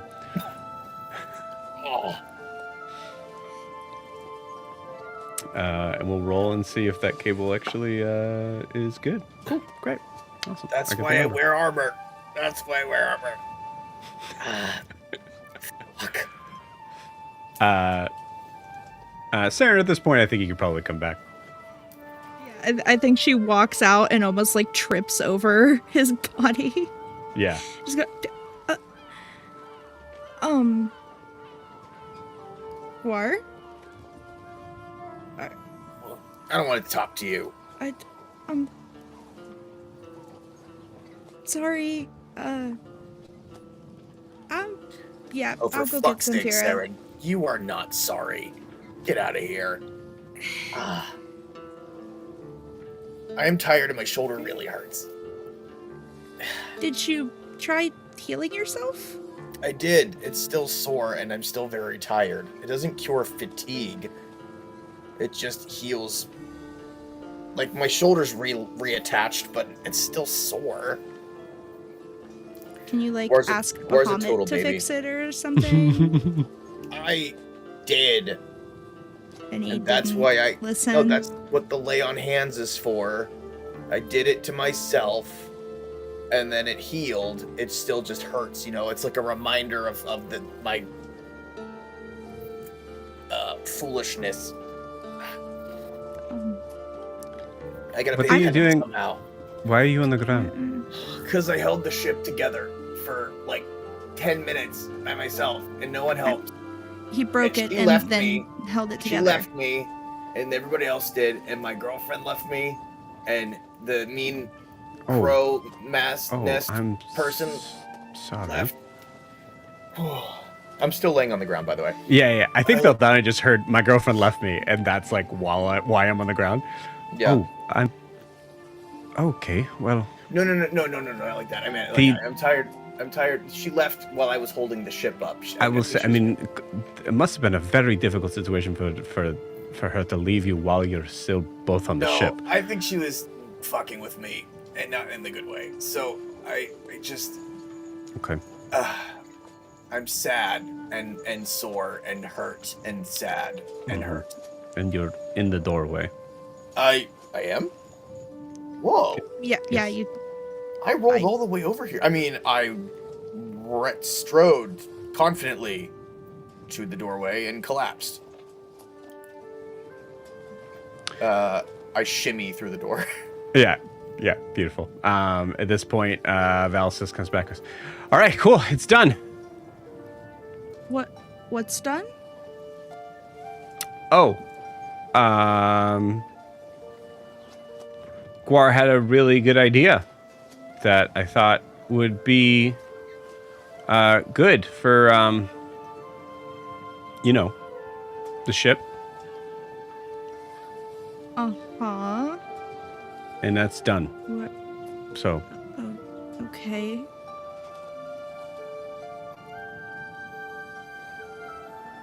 Are you sure? No. I think it's going to hold up really nicely. Saren, roll me a perception check.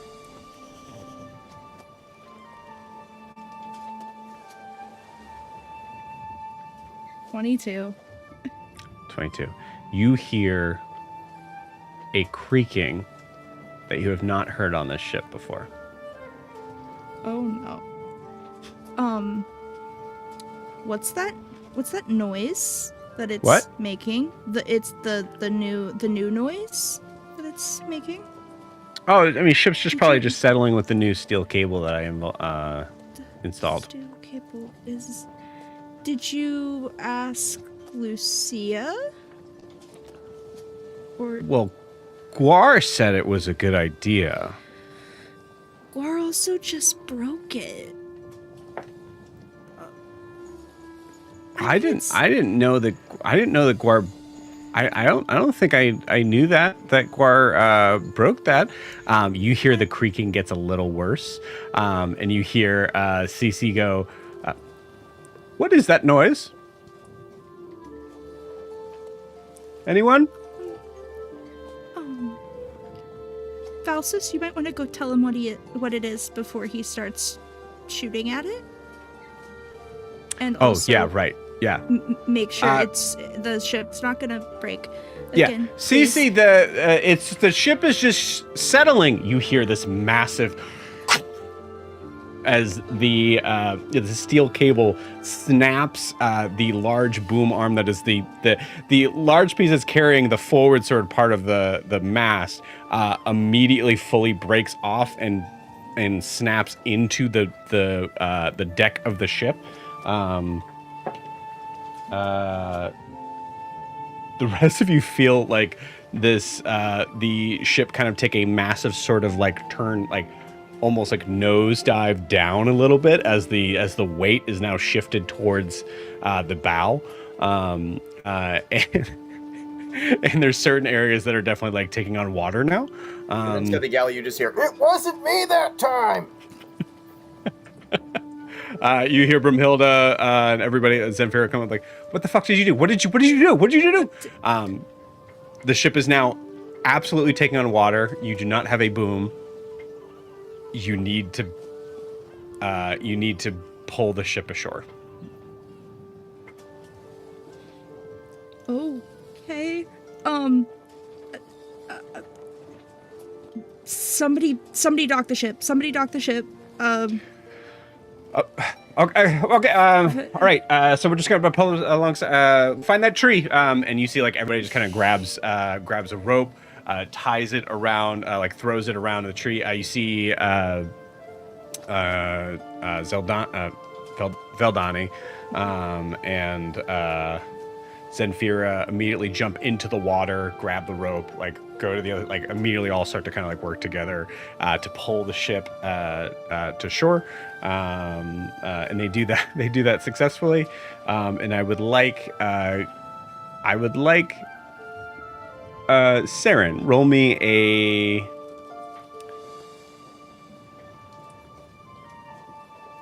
D10. D10.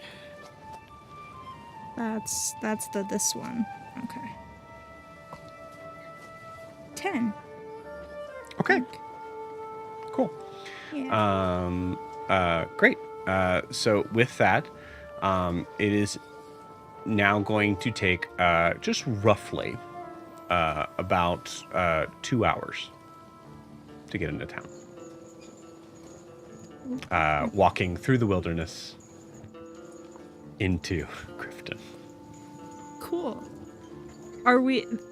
So, from what we remember, would we be going past Micah? Good question. You could chicken house it there. Exactly. Yeah. Let's see. The question is, has Marvin evolved enough where we can all fit in it?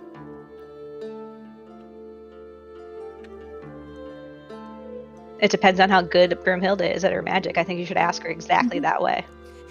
You would be... Yeah. Yeah, that's interesting. Yeah, you would actually pass by the... you'd be relatively pretty close. Yeah, it'd be a little bit out of the ways, but yeah. Okay.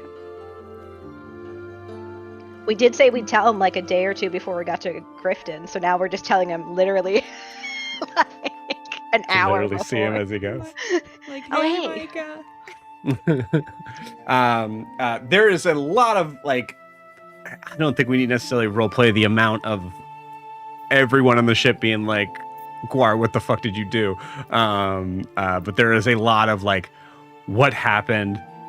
And so I think we're gonna cut to like an hour later, as the ship is like looked over.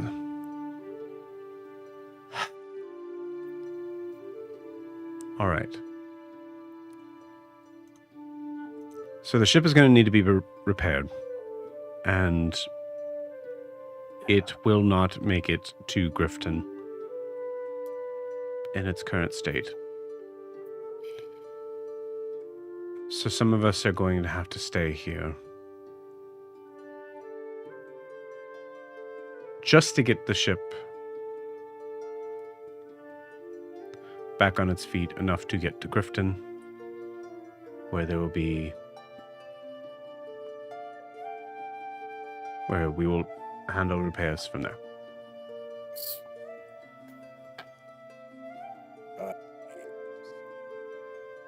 I'm sorry, everyone.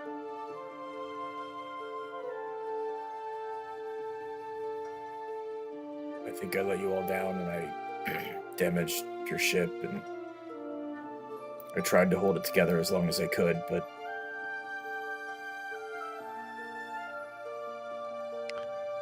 I feel terrible. Also, Valsis should probably not add any steel wiring instead of rope. Yes, Guar, that I think that's doesn't what sound like it was 100% your fault, Valsis.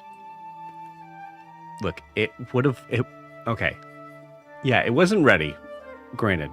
But if we make the entire ship out of this material, we would be the most impenetrable ship on the Imaean Sea, for sure. Valsis, I'm not a seafaring man by nature, but would it float? Well, see, here's the thing. So what you would do is you would take the bottom of it and it starts to go into like very specific, like sort of like parameters. Or starts of to like, fall asleep again. yeah, and then you would Guar. Okay, all right. Ah! What?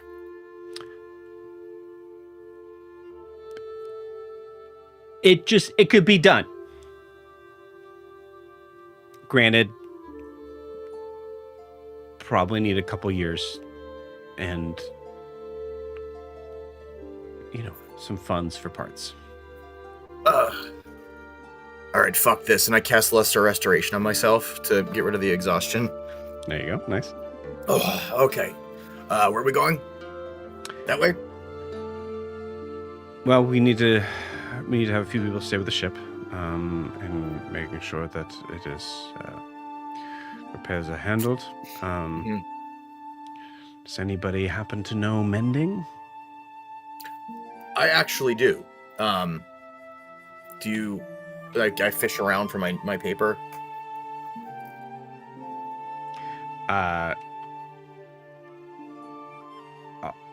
Okay. All right. So, Guar, do you want to? I mean, it makes the most sense for you to be here to help fix the ship. Broomhilda kind of jumps in and just goes like, I don't think you want anyone. Guar, I have mending. I can help out. I am incredulous. I know how to do it. I learned it from the book.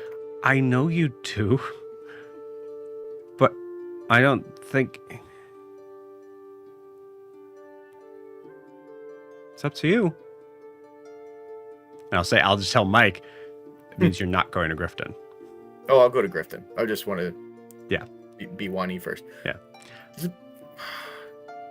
Because, I think just out of character, Guar is like trying really hard to right the wrong he thinks he's done.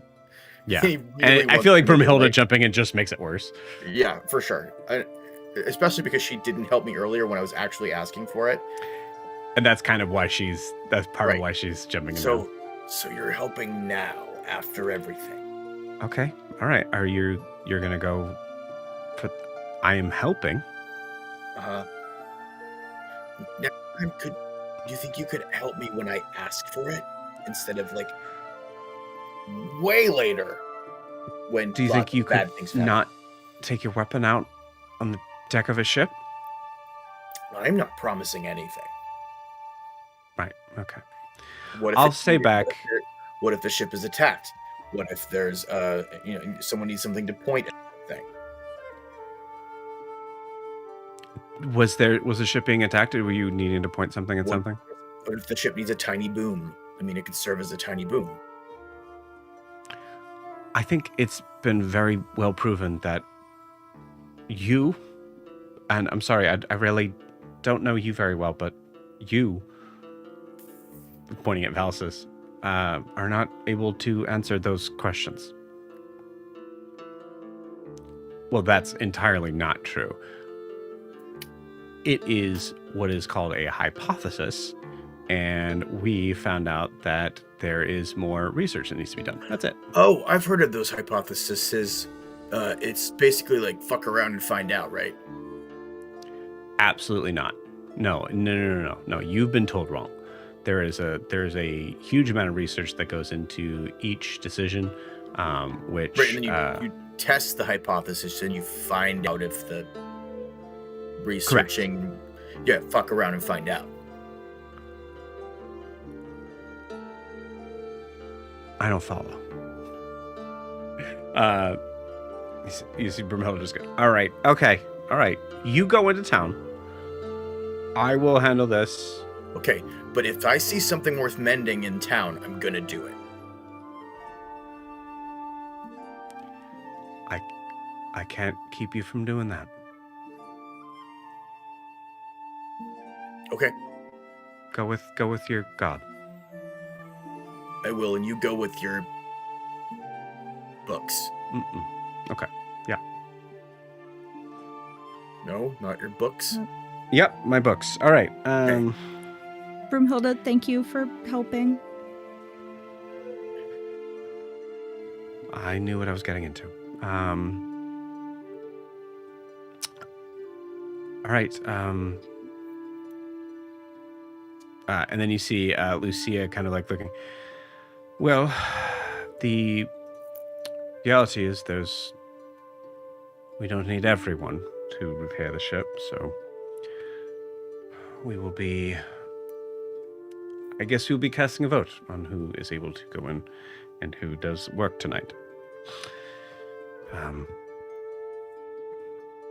Everybody ready?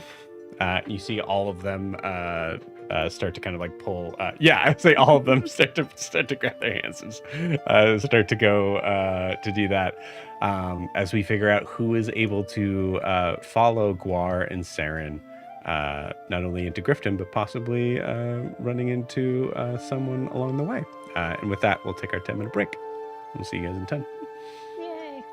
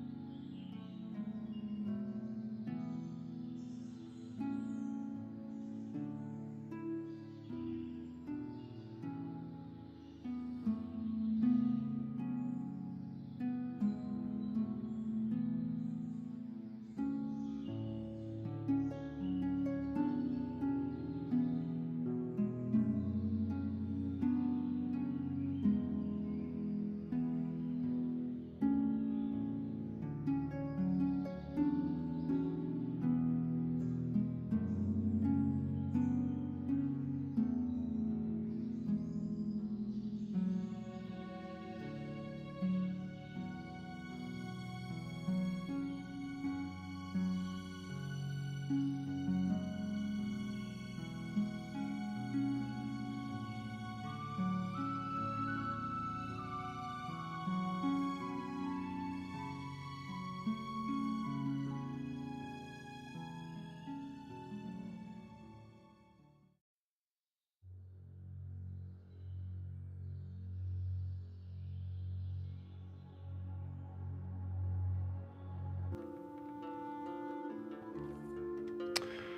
right, and we are back.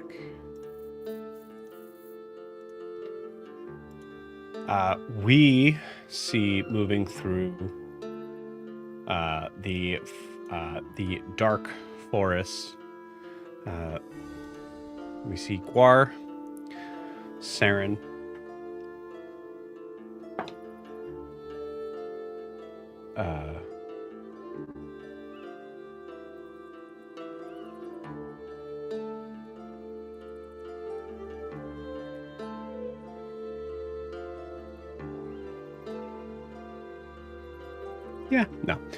we'll say we see Guar, Saren, Castian, Vendira, Veldani, excuse me.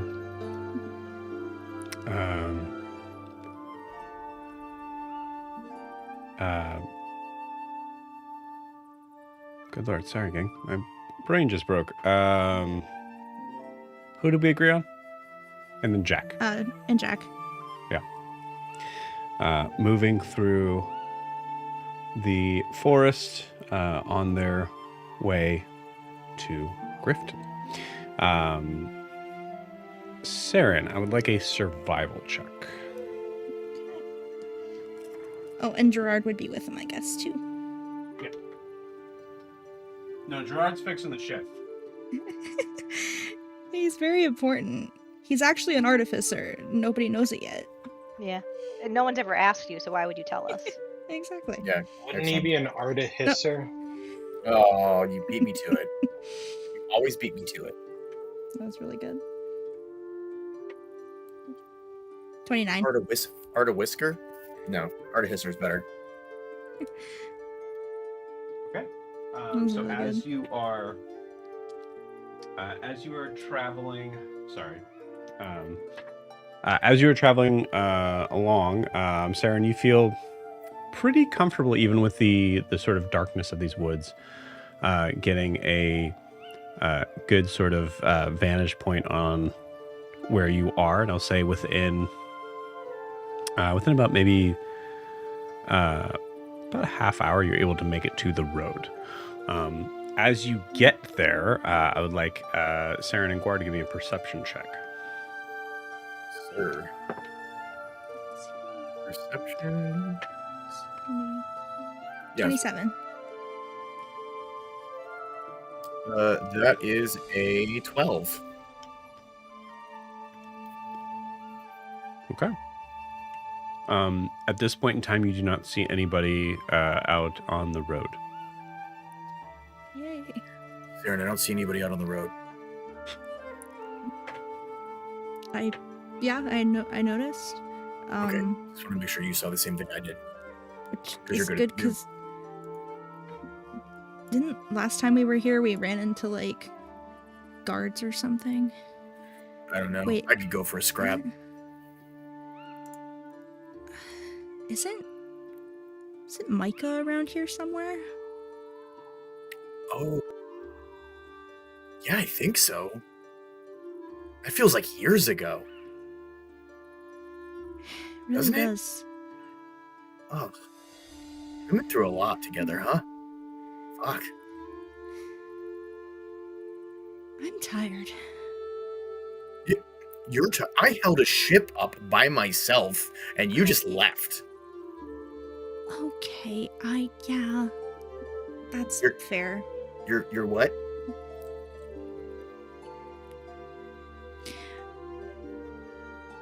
I'm sorry, Gord. I forgive you, Saren. Thank you for saying that. I'm sorry. I just hug. I guess. pull her into a big hug. Oh, okay. It's okay. This is I still love happening. you. I kiss the top of your head. I'll let you go. Gar, I can't breathe. Okay, sorry. Sorry, it's not every day I get to give a bear hug to the angel of death. Okay. That would be badass if I didn't regret all of my choices right now. But thank you, I think. Listen, yeah, it takes one to know one. I mean, if you want to talk about someone that regrets their choices, you collected souls, I committed fucking. So, I think we're not in the same boat, but we're in boats that are next to each other, if that makes sense. Yeah. Well, we're not in boats at all because you kind of broke the ship. Yeah, literally. No, but Valsis broke the fucking ship. I held it together, and then Cece helped, and then. Where's Micah's again? Which way are we going? We're going to Griften, but I guess if we could figure out where he is, we could. Milo was going to let him know when we were on our way, but that was before we kind of decided to not go there anymore. Should we stop and talk to him? I mean, it couldn't hurt. We could use more allies. Too bad Wilbur isn't here to track for us.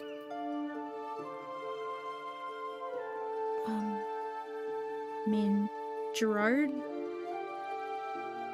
was with us when we saw him before. He was so little. He was just a baby. I give him scratches on his chin. You're such a baby. Exception. I hate to say this. Does Saren remember baby Gerard? She wrote about it, but not really. Oh, Guard has no. She's trying to convince herself. You as she's saying that, Lorianne. You love to say that. Mm-hmm, mm-hmm. I like continuity. Kayla appreciates that. You like ruining people's memories of things by reminding them that they don't have memories of it. I don't remember my wedding. All right. So chin scritches on Gerard's chin. And he's like, who's a good boy? Can you find Micah? As Saren's like, yeah, he was so little. You hear her voice crack and like a tear fall down her cheek. A vacant stare. Just like Saren, you lost that in the shadow. Oh, I wish we had an artist's rendering of him. He was so cute. Your little baby tusks. Oh. Can you draw? Of course I can draw. I don't believe you. Okay, let's I can draw it on the back of my mending spell page. Do you have any charcoal? No. A pen? Quill? I could slice my finger and draw it in my blood. Please don't draw it in your blood. No. Okay. Gerard, can you find Micah? Oh, I thought you were going to just ask him if he could draw a picture of himself. I don't know. Really? I just held the ship up, okay? Okay. I'm tired. Not anymore, I restored myself, but... Well, yeah, I think we should go find Micah.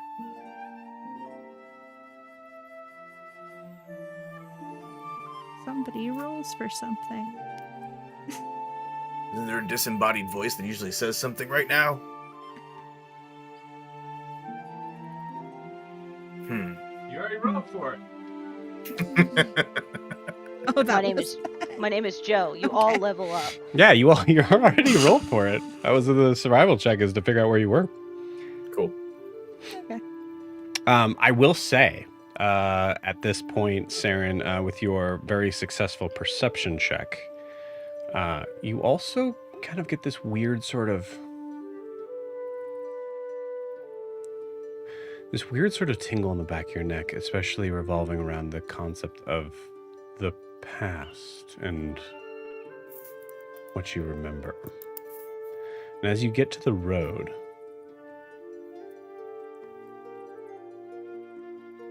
something convinces you to turn around, and you see nothing, just darkness. And then just the smallest sort of like crack of lightning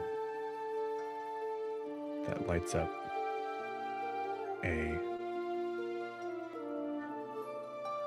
broken ruin of a mansion on the very top of the above the tree line that is miles away, as you remember the Venrona village. Wait, what are you looking at? I have night vision, but Darth's place, his village is back that way. where is it? Oh shit! Yeah, Oh, that got it's wrecked. basically gone. No, there's some left. Not much. But there's only one of them left. And we kind of are responsible for that, aren't we?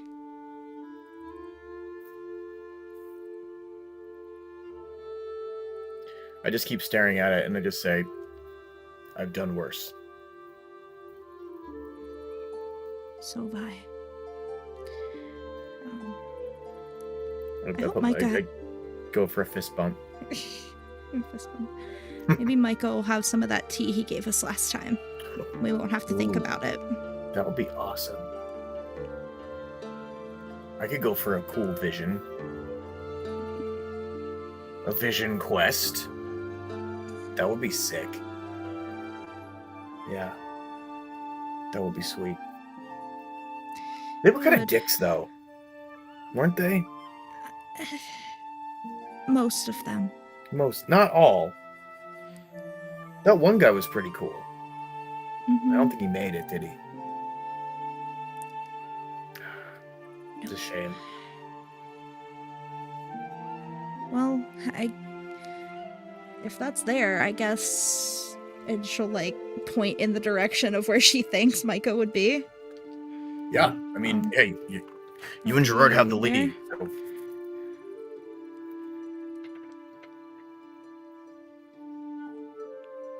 I'll bring up the rear.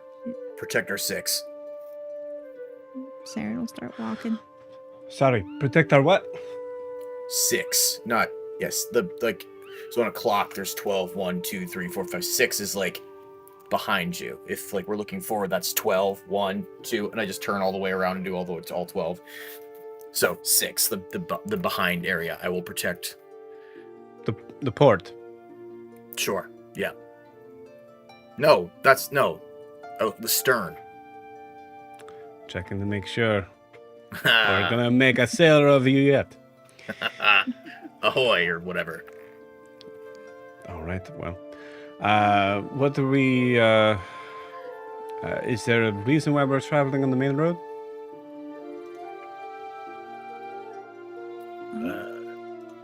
What do you suggest? Well done. You want to go off road and stay out of sight?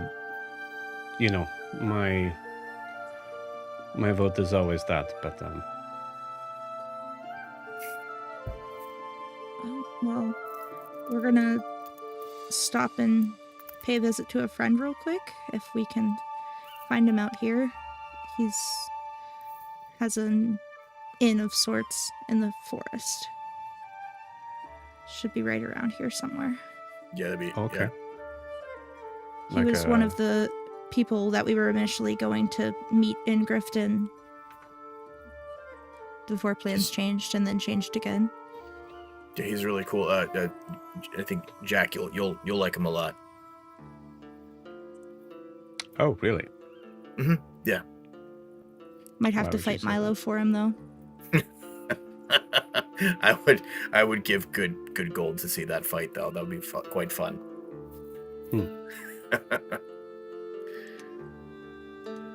I'd like you all to roll me a stealth check. Ooh, okay. Disadvantage for me.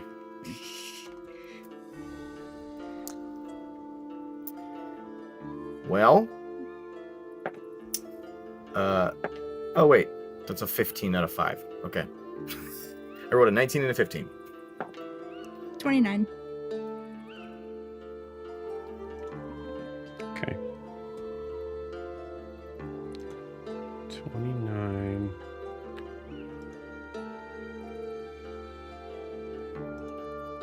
Do you want Gerard too? Yeah. 21.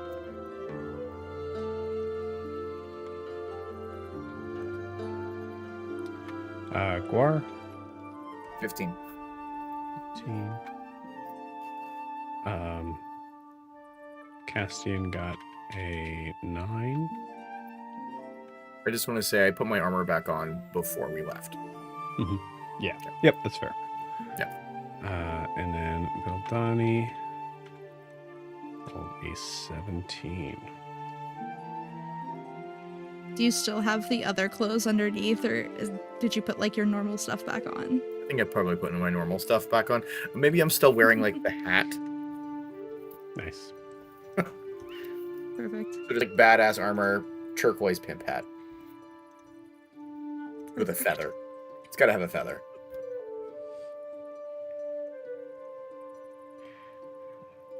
Two, three, four. Slightly cocked to one side. Mm-hmm. Okay.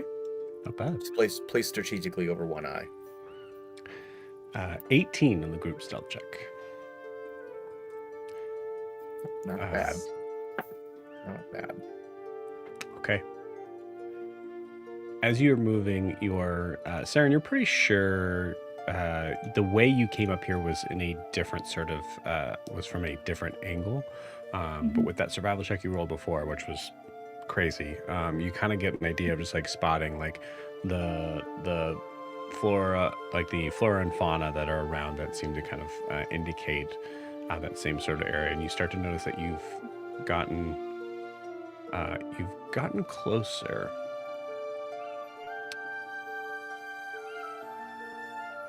And you feel the ground starting to kind of move up, and you can see it kind of like moves up ahead to where this there was this kind of extended sort of hill that had this like kind of like pit in the center where the camp was. And that's when you start to hear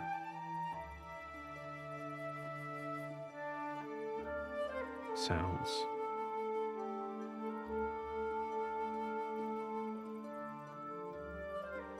First, the cracking of twigs and brush. You immediately, instinctively, I'll say with that group style check, like kind of like give a hand, like everybody kind of goes down. You hear this.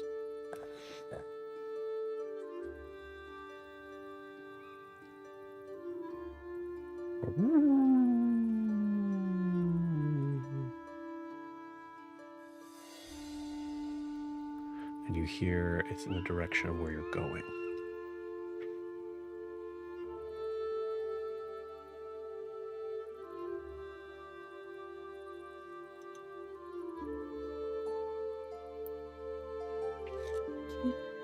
Should we send like a message first before we get there?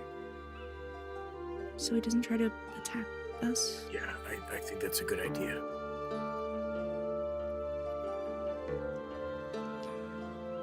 Saren's gonna use her... Can she do this like under stealth? Like whisper quietly into her ring? Mm-hmm. Okay. And she's purposely not gonna give it to Guar so he doesn't scream into it. Hey, I don't scream all the time. But you might. So Okay, but Shh. Guar, shh.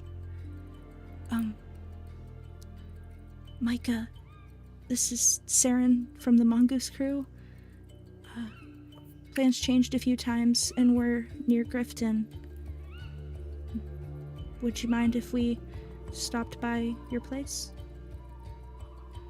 It's just me and Guar. And a few others. I don't know how many words that was. I'd like you to roll me a persuasion check.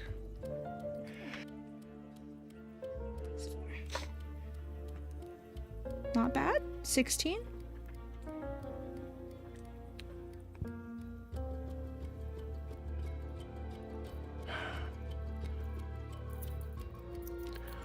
How do I know that you're you?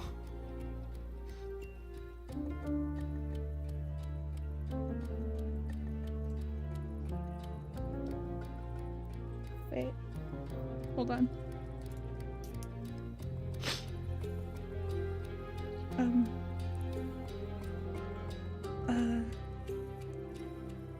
Last time we were there, Milo called us the Mongooses, and your rock gnome friends were Jim and Bob, I think. And we drank some of that tea. That was really great. And then my moorbounder started talking to me, but not really, but like in my mind. Saren,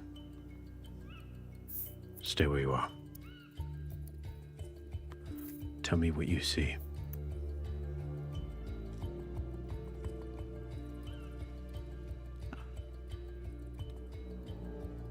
A big hill. And I just heard a howl come from it.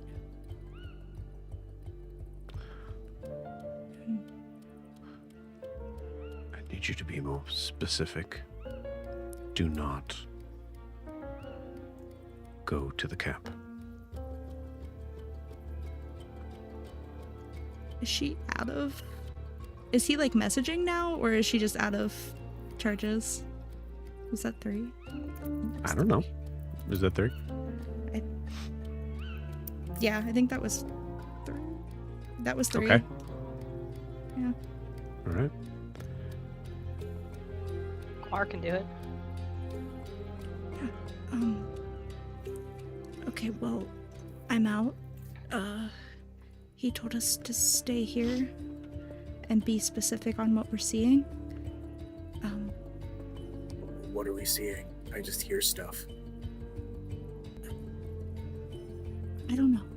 But if you could try very quietly, you have 3 chances to convince him we're us, I guess.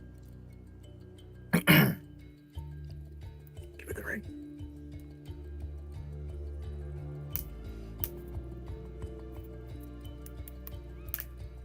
Is this thing on? Micah, it's Guar. I'm with Saren. How are you? Do you need any help? We're really good at fighting. Please respond promptly. Best, Guar. How was that? So I will say, I'm not going to give you disadvantage because the disadvantage would come from your armor, which you're not using in this scenario. But Guar, I need you to roll me a stealth check, just you. Good lord. Ooh, 17. Okay. Lucky. A likely story.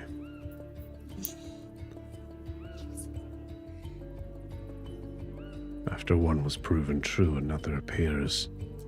Why should I trust that you're you?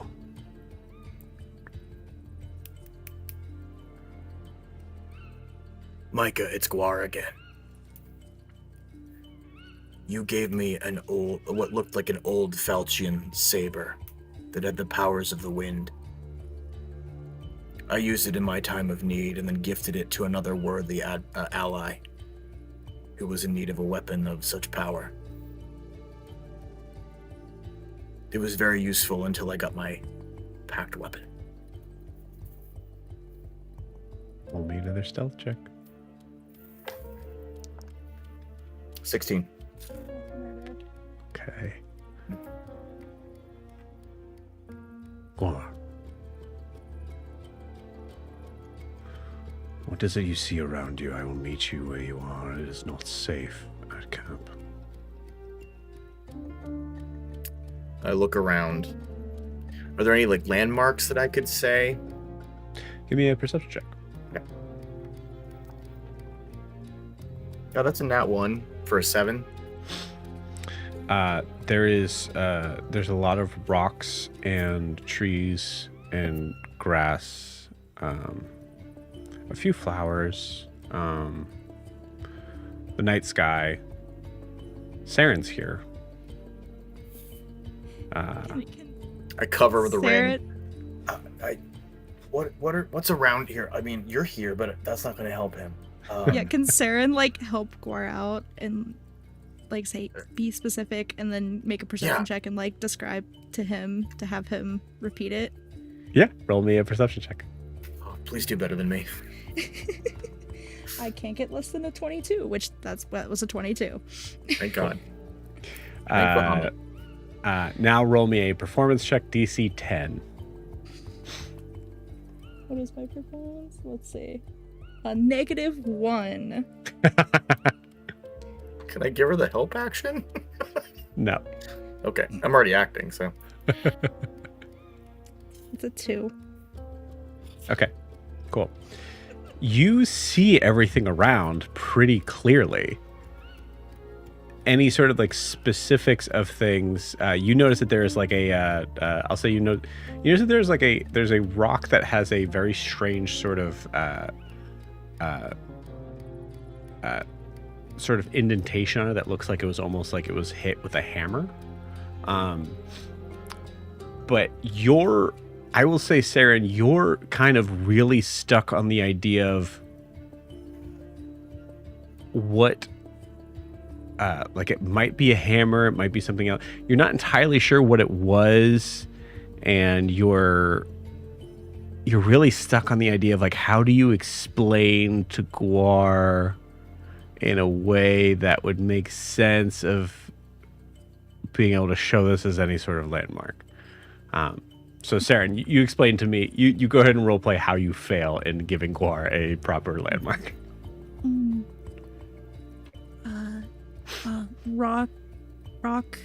Rock hammer,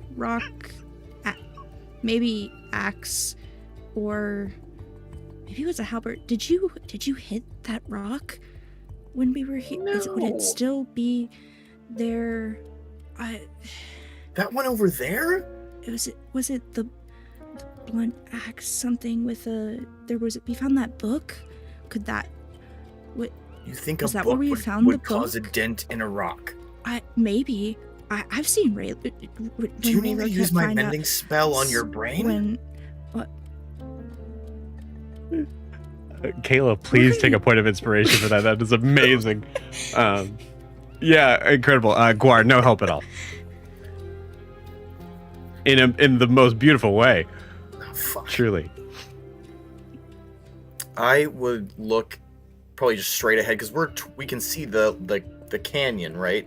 Mm-hmm. Okay, so no, you could see the hill kind of moving up, and you know that because you're coming up from the opposite side, so it actually was like when you came in from the north, so there would be like a sort of canyon that kind of goes in. This you're actually going to you would have to drop in from the other side.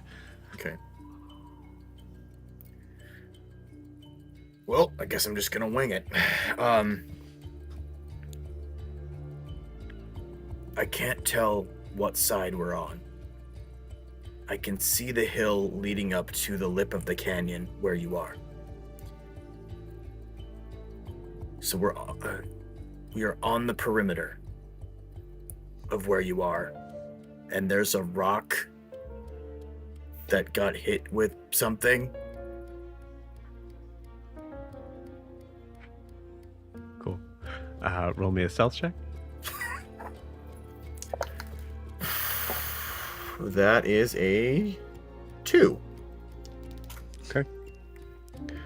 It was going to happen eventually. I should have cast Pass Without Trace. Yeah. Understood. Stay where you are. Try to keep try to stay low. I just lay flat on the ground. If you hear growls, stand your ground. I know I'm out of charges. I still go. Roger that. Ah, fuck. Okay. I hand it back to Saren. All right. So why are we staying here? What is it? Stay low. Stay low. And Sarah, you see 1, 2, 3, 4 pairs of red eyes and lupine faces push through the darkness in your direction. And we'll pause you there. I'll have a fucking scrap. Meanwhile,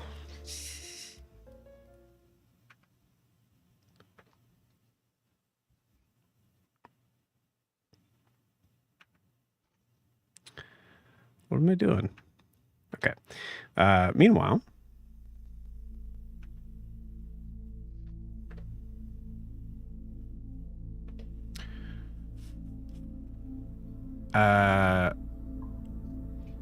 sorry, my brain's having trouble catching up today. I don't believe there's anything that we need to necessarily handle in the council meeting, so I think we can. No. Yeah.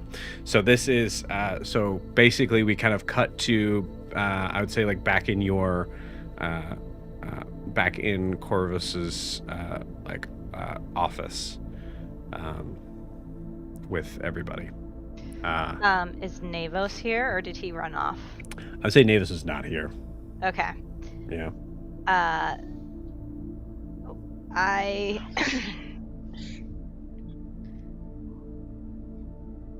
I look at my father and I say, "What just happened? What was that? Were you expecting that?" No, not. It's been brought up in the past. I mean, 100% unchecked power would be wonderful, but I also know that's not a great idea.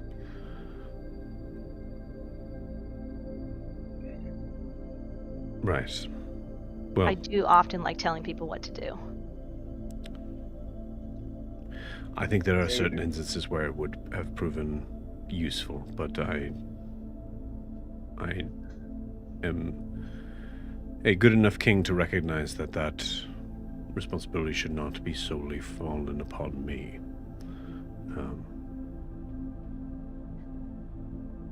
Thank you for your help in that matter. And why was Navos there? Because as far as I'm concerned, he was allowed to be in a council meeting where he just watched as me and you voted against him. I am not sure which council member thought it fit to present him there, but I did not think that was something to handle. Okay, so you didn't invite him. That one might be on No. me. That might be on me. I mentioned it to him because he said to me it's that he was the new archmage, and I said no, that's not what's happening. And I explained it to him very kindly and said that there was a council meeting that was going to be happening. and I explained it to him.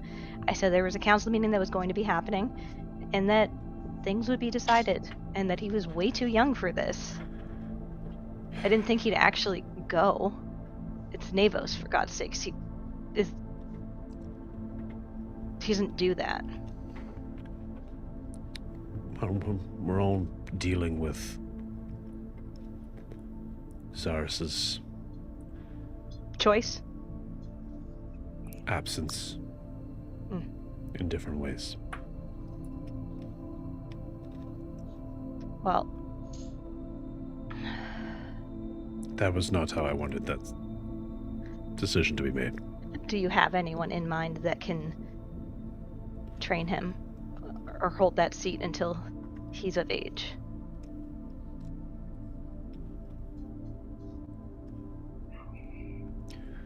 I do. And can that person help me with the things that Zahras was going to help me with before he decided to die?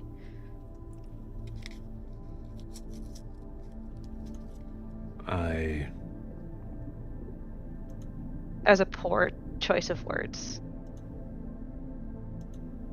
It's been a long day.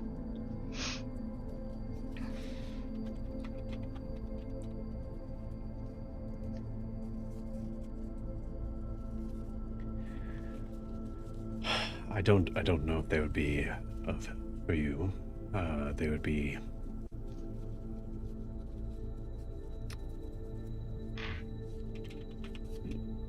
would be doing me a huge favor already in moving from their kingdom to here, to...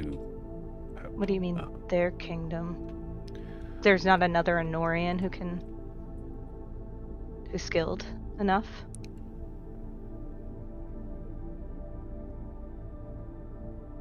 Zahras didn't hold a monopoly on being a wizard, correct? No, but...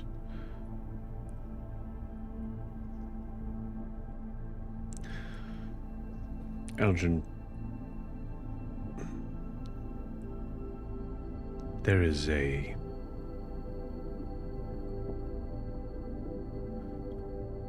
I'm sure you could feel the tension in that room. Yes. Are they always like that?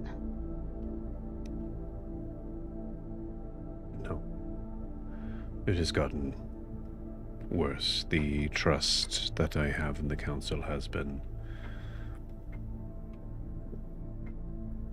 lacking as of late. I look at Noros, I look at my father, and I say, and I'm sure my actions have not helped with that. I apologize. You had your reasons.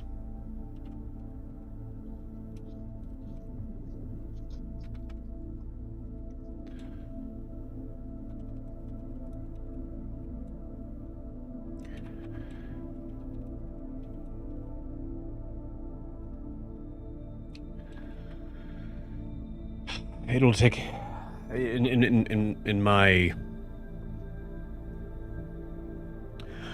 I would want someone that I could trust.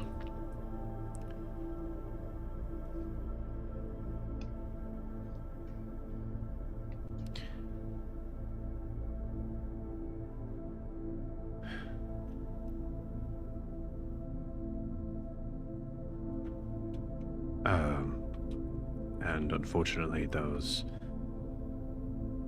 names are not present in the magic users of this court. When you speak of another kingdom, what kingdom? One of the sea elves?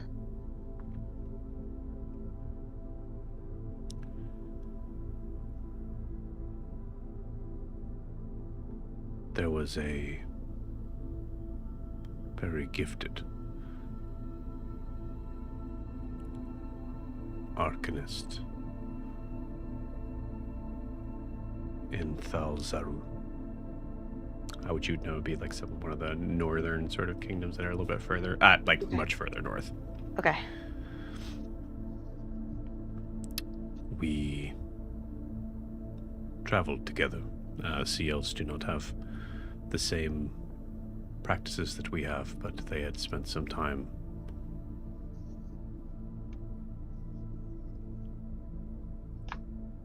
with me on the journey that I took many years ago.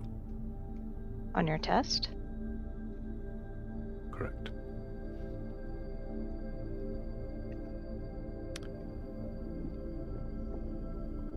Her name is Coralyn Varinth.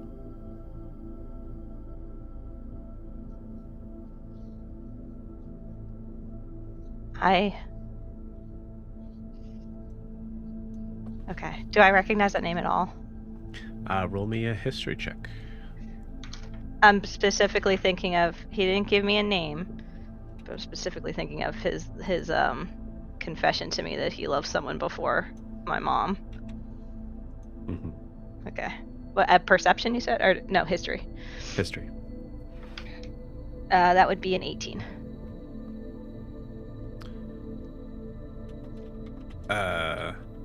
Okay, 18.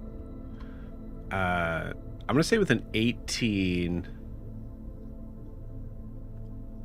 the name Varinth is familiar. So you imagine this is someone who's relatively pretty, like, must be high in that court for you to recognize. Okay. You definitely don't recognize the first name. Okay. So, will she come? I believe she will. Sorry, I'm dying at a kitten right now. Um, An anonymous kitten. Father, where did you get that kitten? Oh, Anyway, oh, this little guy. he's just petting it. I use him when I'm stressed and and need to calm When I- down. When I'm threatening Inspector Gadget, this is the hat I Yes. use. Does not breathe well down here. So He yeah, was so I guess embarrassed. I say, okay, well, I still have plans to go back on land. We know where Yes. the other, well, one of the parts of Volmos is, and we have plans to go there and retrieve him. I believe it may be of benefit to us both in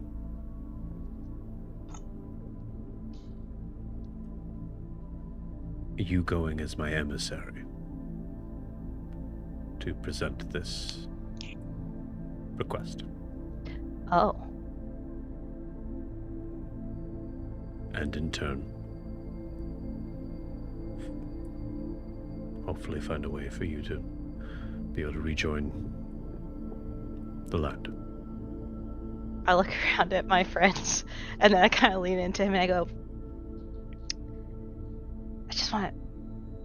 You saw how I'm not very good at this. Are you sure? I disagree. You're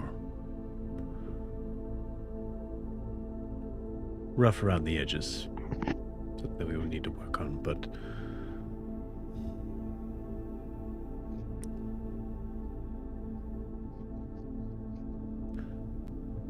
I think you will be more of a boon than I would be in the situation. Okay. Is there I anything I need also- to know about this person?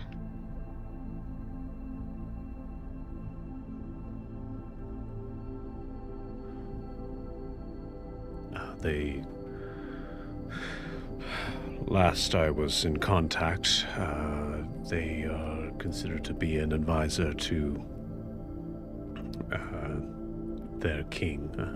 I believe their title is called a Salt Seer. Is that the same as a council member? Am I still a higher rank than her? I want to make sure I'm understanding. You are the Princess of Enoria. Okay, Yes, well- you are. Yes. As the king and Eldrin are talking, Milo's gonna lean over really close to Noros and as quiet as he can to not disrupt them. They definitely boned, right? The king and that lady. I don't know, man. It's, Two gold. They definitely did. you know what? You're on. When do you need us to leave to do this? Well, it sounds like it would befit us both for you to leave as soon as possible. Do I have time to say goodbye to Mother first, or?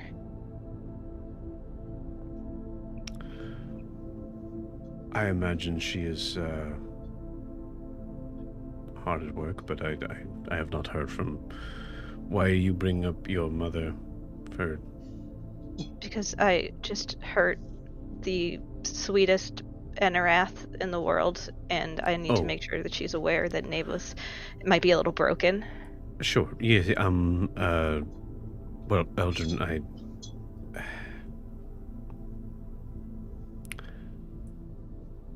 your brother has seen a lot in the past few days. And That tears. is- and he is. It is, it is completely up to you. I understand your concern, but it is something that I think,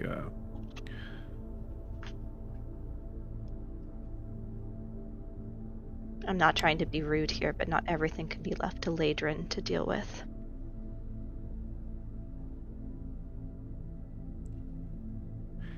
roll me an insight check.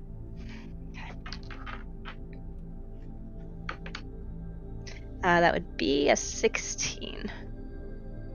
Your father is trying to keep something from you in protecting your feelings.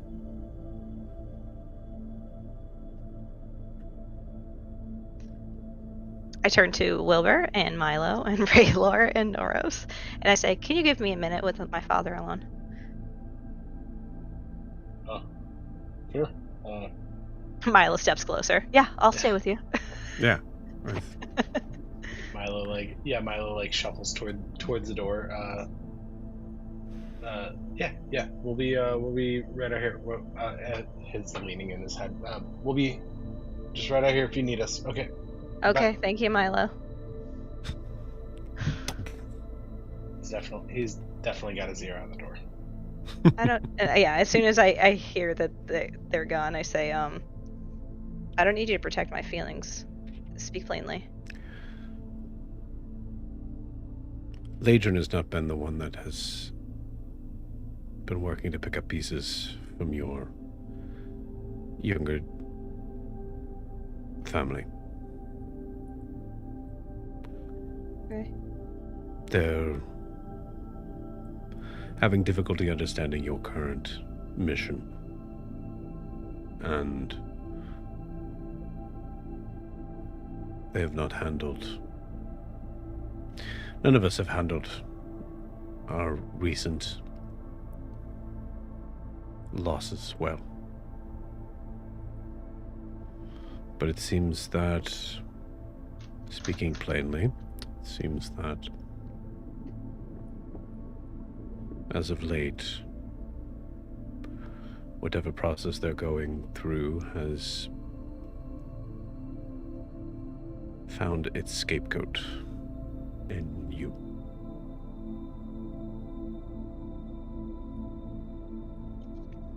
And you think to the conversation you had with Navos and how different he was. I mean, they understand that I'm on a traditional journey that everyone takes and that they'll need to take at some point, correct? Yes, they do. They understand that. They assume that, fortunately, Navos has found information on very, very bright boy. Has found information on extenuating circumstances in past historical annals of that not having to happen for royal family.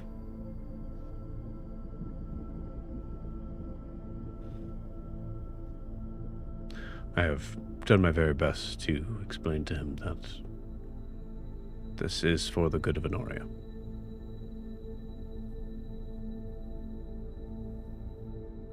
Thank you for letting me know. And I will continue to do so, Elton.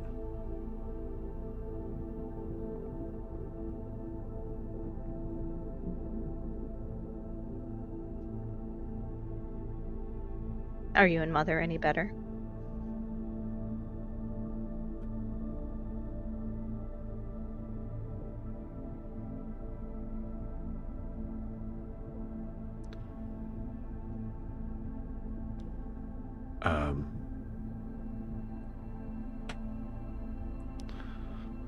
About the same.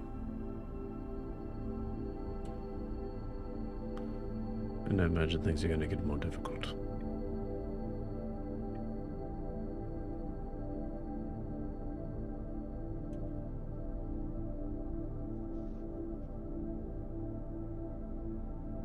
Okay.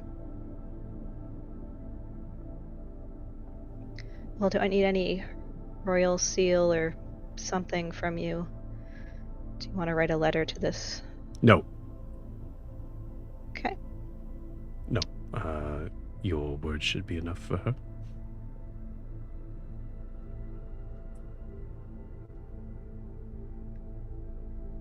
Okay.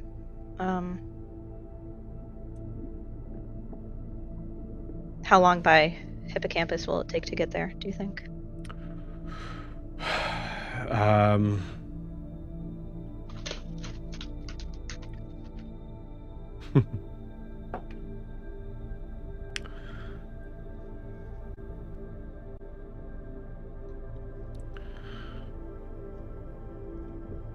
Right around about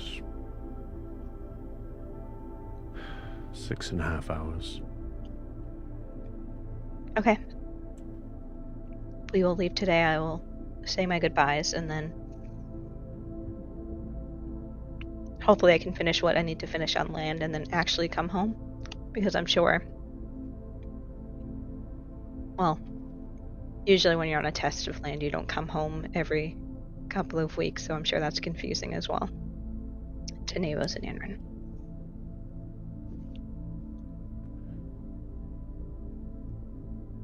To be honest with you, I'm not sure. I think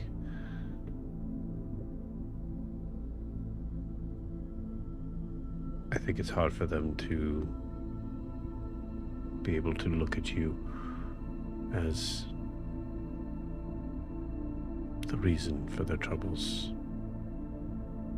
knowing and seeing you exist. So, in that way, it's good. I can be their scapegoat. That's fine.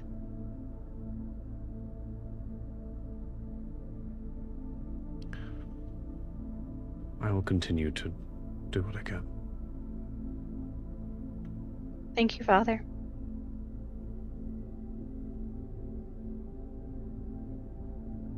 When I get back, you need to help train me in how to speak in council meetings because that's not fun.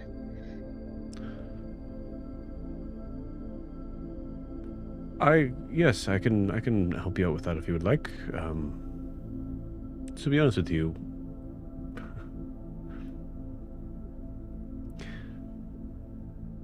you weren't as far off from the seat that you were taking. Well,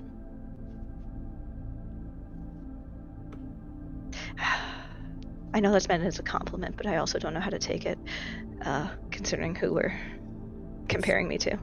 It's a compliment. Okay.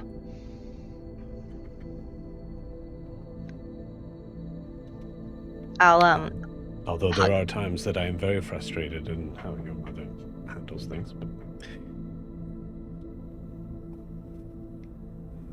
after I talked to Nevos, Noros told me that I sounded a lot like my mother.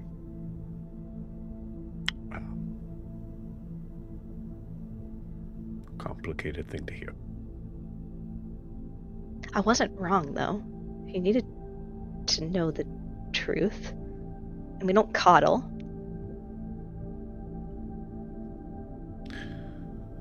I will say this about your mother. The issues that she has rarely concerns being wrong.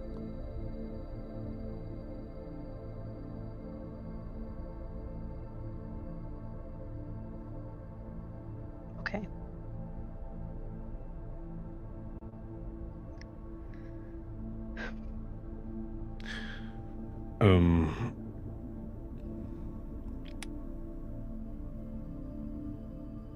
If you do see your mother before you go, Mm-hmm.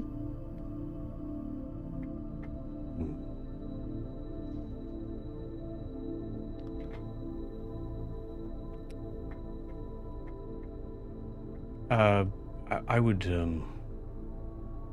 would just tell her you're going to Thalzaru. Why?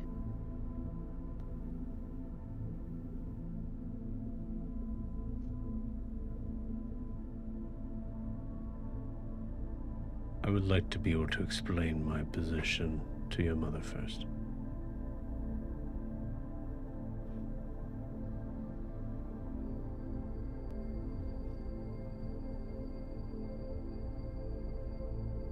Please tell me this is not the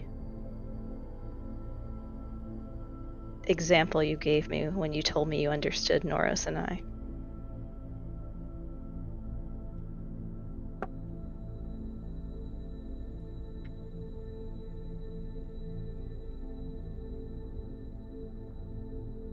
To be honest, I completely forgot I told you about that.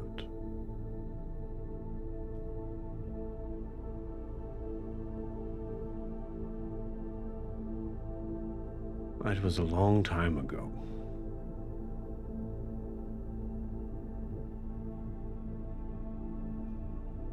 Understood? I understand. My reasoning... If my reasoning had anything to do with that, then I would not be doing my due diligence as king. Then I think you should give her a little bit of credit too, and she will understand as well. I do. I just would... As we said, dear, I need to do some coaching with you on how to present ideas and arguments. Okay. So just tell her I'm going on a trip there. Not tell her why. You could tell her you'll just don't name. She may not even remember. Okay.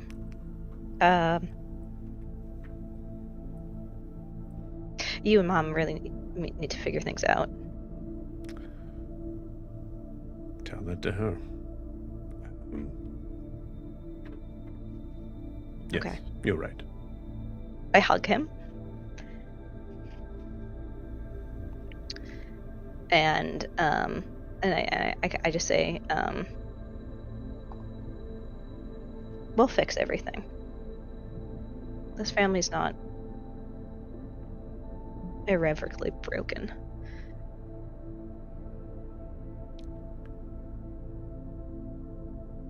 I've never thought that. I have. I know.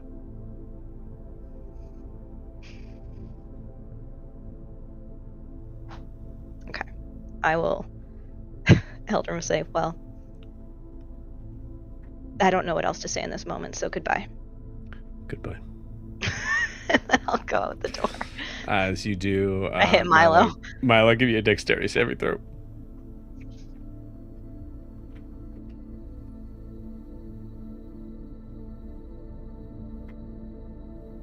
18. Cool. Awesome. You don't hear Eldrin approach because it's a stone door. But you definitely, as soon as you feel the push, you're able to kind of like backflip off of Noros's back. I'll say this as Noros gets bowled over, because yeah, that's funny. Oh, hey. This guard said I could do that. So, Okay. and Milo was the one that was really Milo's idea. That's fine. It's going to take us 6 hours by Hippocampus to get to where we're getting to. Let's see your father, Nora, so you can... Where we going? You were in there when we discussed it. All of you were. Oh, yeah, that's right. Yeah, like... Joe forgot. I think he forgets what he was listening in on. Yeah. Maybe like just Yeah. like where are we going? We're going to the Sea Elves. Oh, okay, cool. Sea elves. You were in Wait, there, you- Noros. I know you talked about this. Right. You guys aren't sea elves? No, No, they're completely different from us. So wait, are you like sea human? What are you? We're What are you? Tritons. we're Tritons. Okay.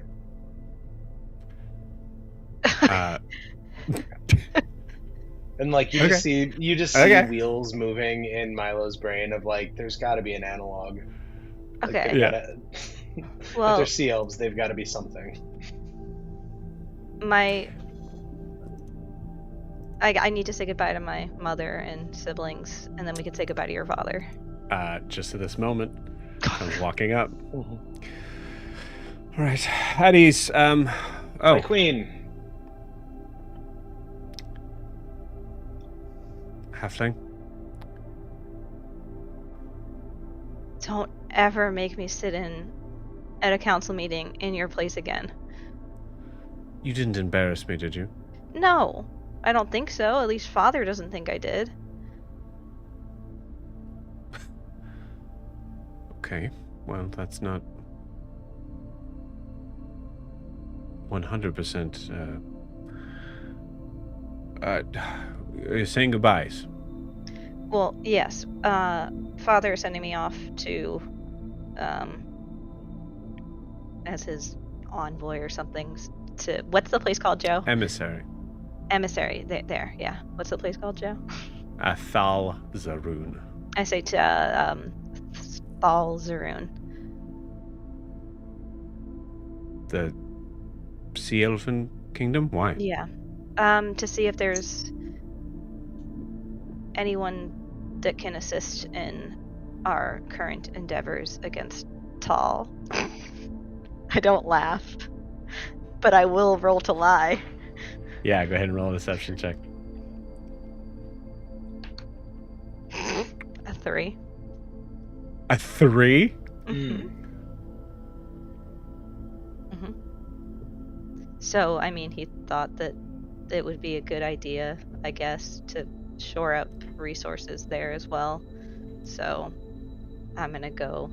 Is there a problem with our resources? That was not something that I was No, not the resources aware of. with what's going on land with Tal and stuff, and how, I mean, we're speaking with the Sahuagin and the Ixochitl. It only makes sense to actually speak with our allies too, don't you think? I start getting defensive. Yeah. Why are you getting defensive? I'm not getting defensive. I just don't understand why you're questioning me. That if Father is giving me this task to do. I gave you my council seat, assuming that you were handling it. I hope you handled it great. Well, it's next to me that Father doesn't have unchecked power, so I think I handled it very well. What? Eldrin, Mother. why are you going to the Sea Elves? At this moment, Milo just starts walking down the hallway, away from. Where are you going? Giving you space. That's fine. There. You're not my child. Is someone of power that I was asked to speak with to help train Navos, because You see the face just... Yeah. It's not a big deal. Move. Move. No, no. Fine. I moved to the side. You move to the side. The guards like see that face, and you see there's like a look of recognition with the guards of just like, more room, got it. Like they've seen this look before, and you see the door kind of open. I follow if I can. I try to follow. She will not let you, unless you want to disobey your mom. I do. Okay. She rolls an athletics check. She rolled a 23. No, I rolled a 14. You see, I think you see just like a gust of water just kind of like pushes. I yell How does it over push her you shoulder. I tried.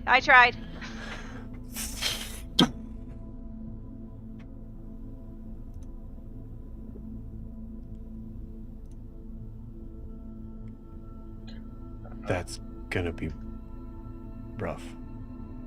Yeah. What? Yeah, we should go see your dad, huh? No, that is my dad. Not your dad. Oh, No. his father. Yeah. I don't want to be anywhere near your dad. Yeah, no, Right he's not going to be doing well. What did he expect to happen? He said you can tell her where you're going, but don't tell her what's going on. Like she's stupid. She clearly knew exactly who it was. Have you ever tried lying to her? It's terrifying. Do you think she's just like kind of pulled it from your brain, maybe? No, she just has this look on her face that when I start trying to lie, she's always been like this. Even with Volmos and Kanos, the three of us would try We would try, but she always knew. She always knew somehow. You hear "How dare you," loud as can be. That actually like pushes through the like stone doors of this. Oh, okay, and we're walking. Okay, let's go find Bolos. He's working right now, right? Sure. Yep, we're gonna find him somewhere. And you guys Not head in off. that room. I know that. Definitely not in that room. Bolos is actually like sweeping in there He's washing the window right outside. in the corner. Yeah. With that, you guys go to try to find Bolos as we see Eldrin, Milo, Raylor, Wilbur, Raylor. and Nora's poor Raylor. No interaction. Walking down this very beautiful sort of kind of ethereal looking stairway, pulling back from the beautiful underwater kingdom of Enoria. And with that, we will end tonight's session. Yep. We'll see you guys next week. How dare you? How dare you?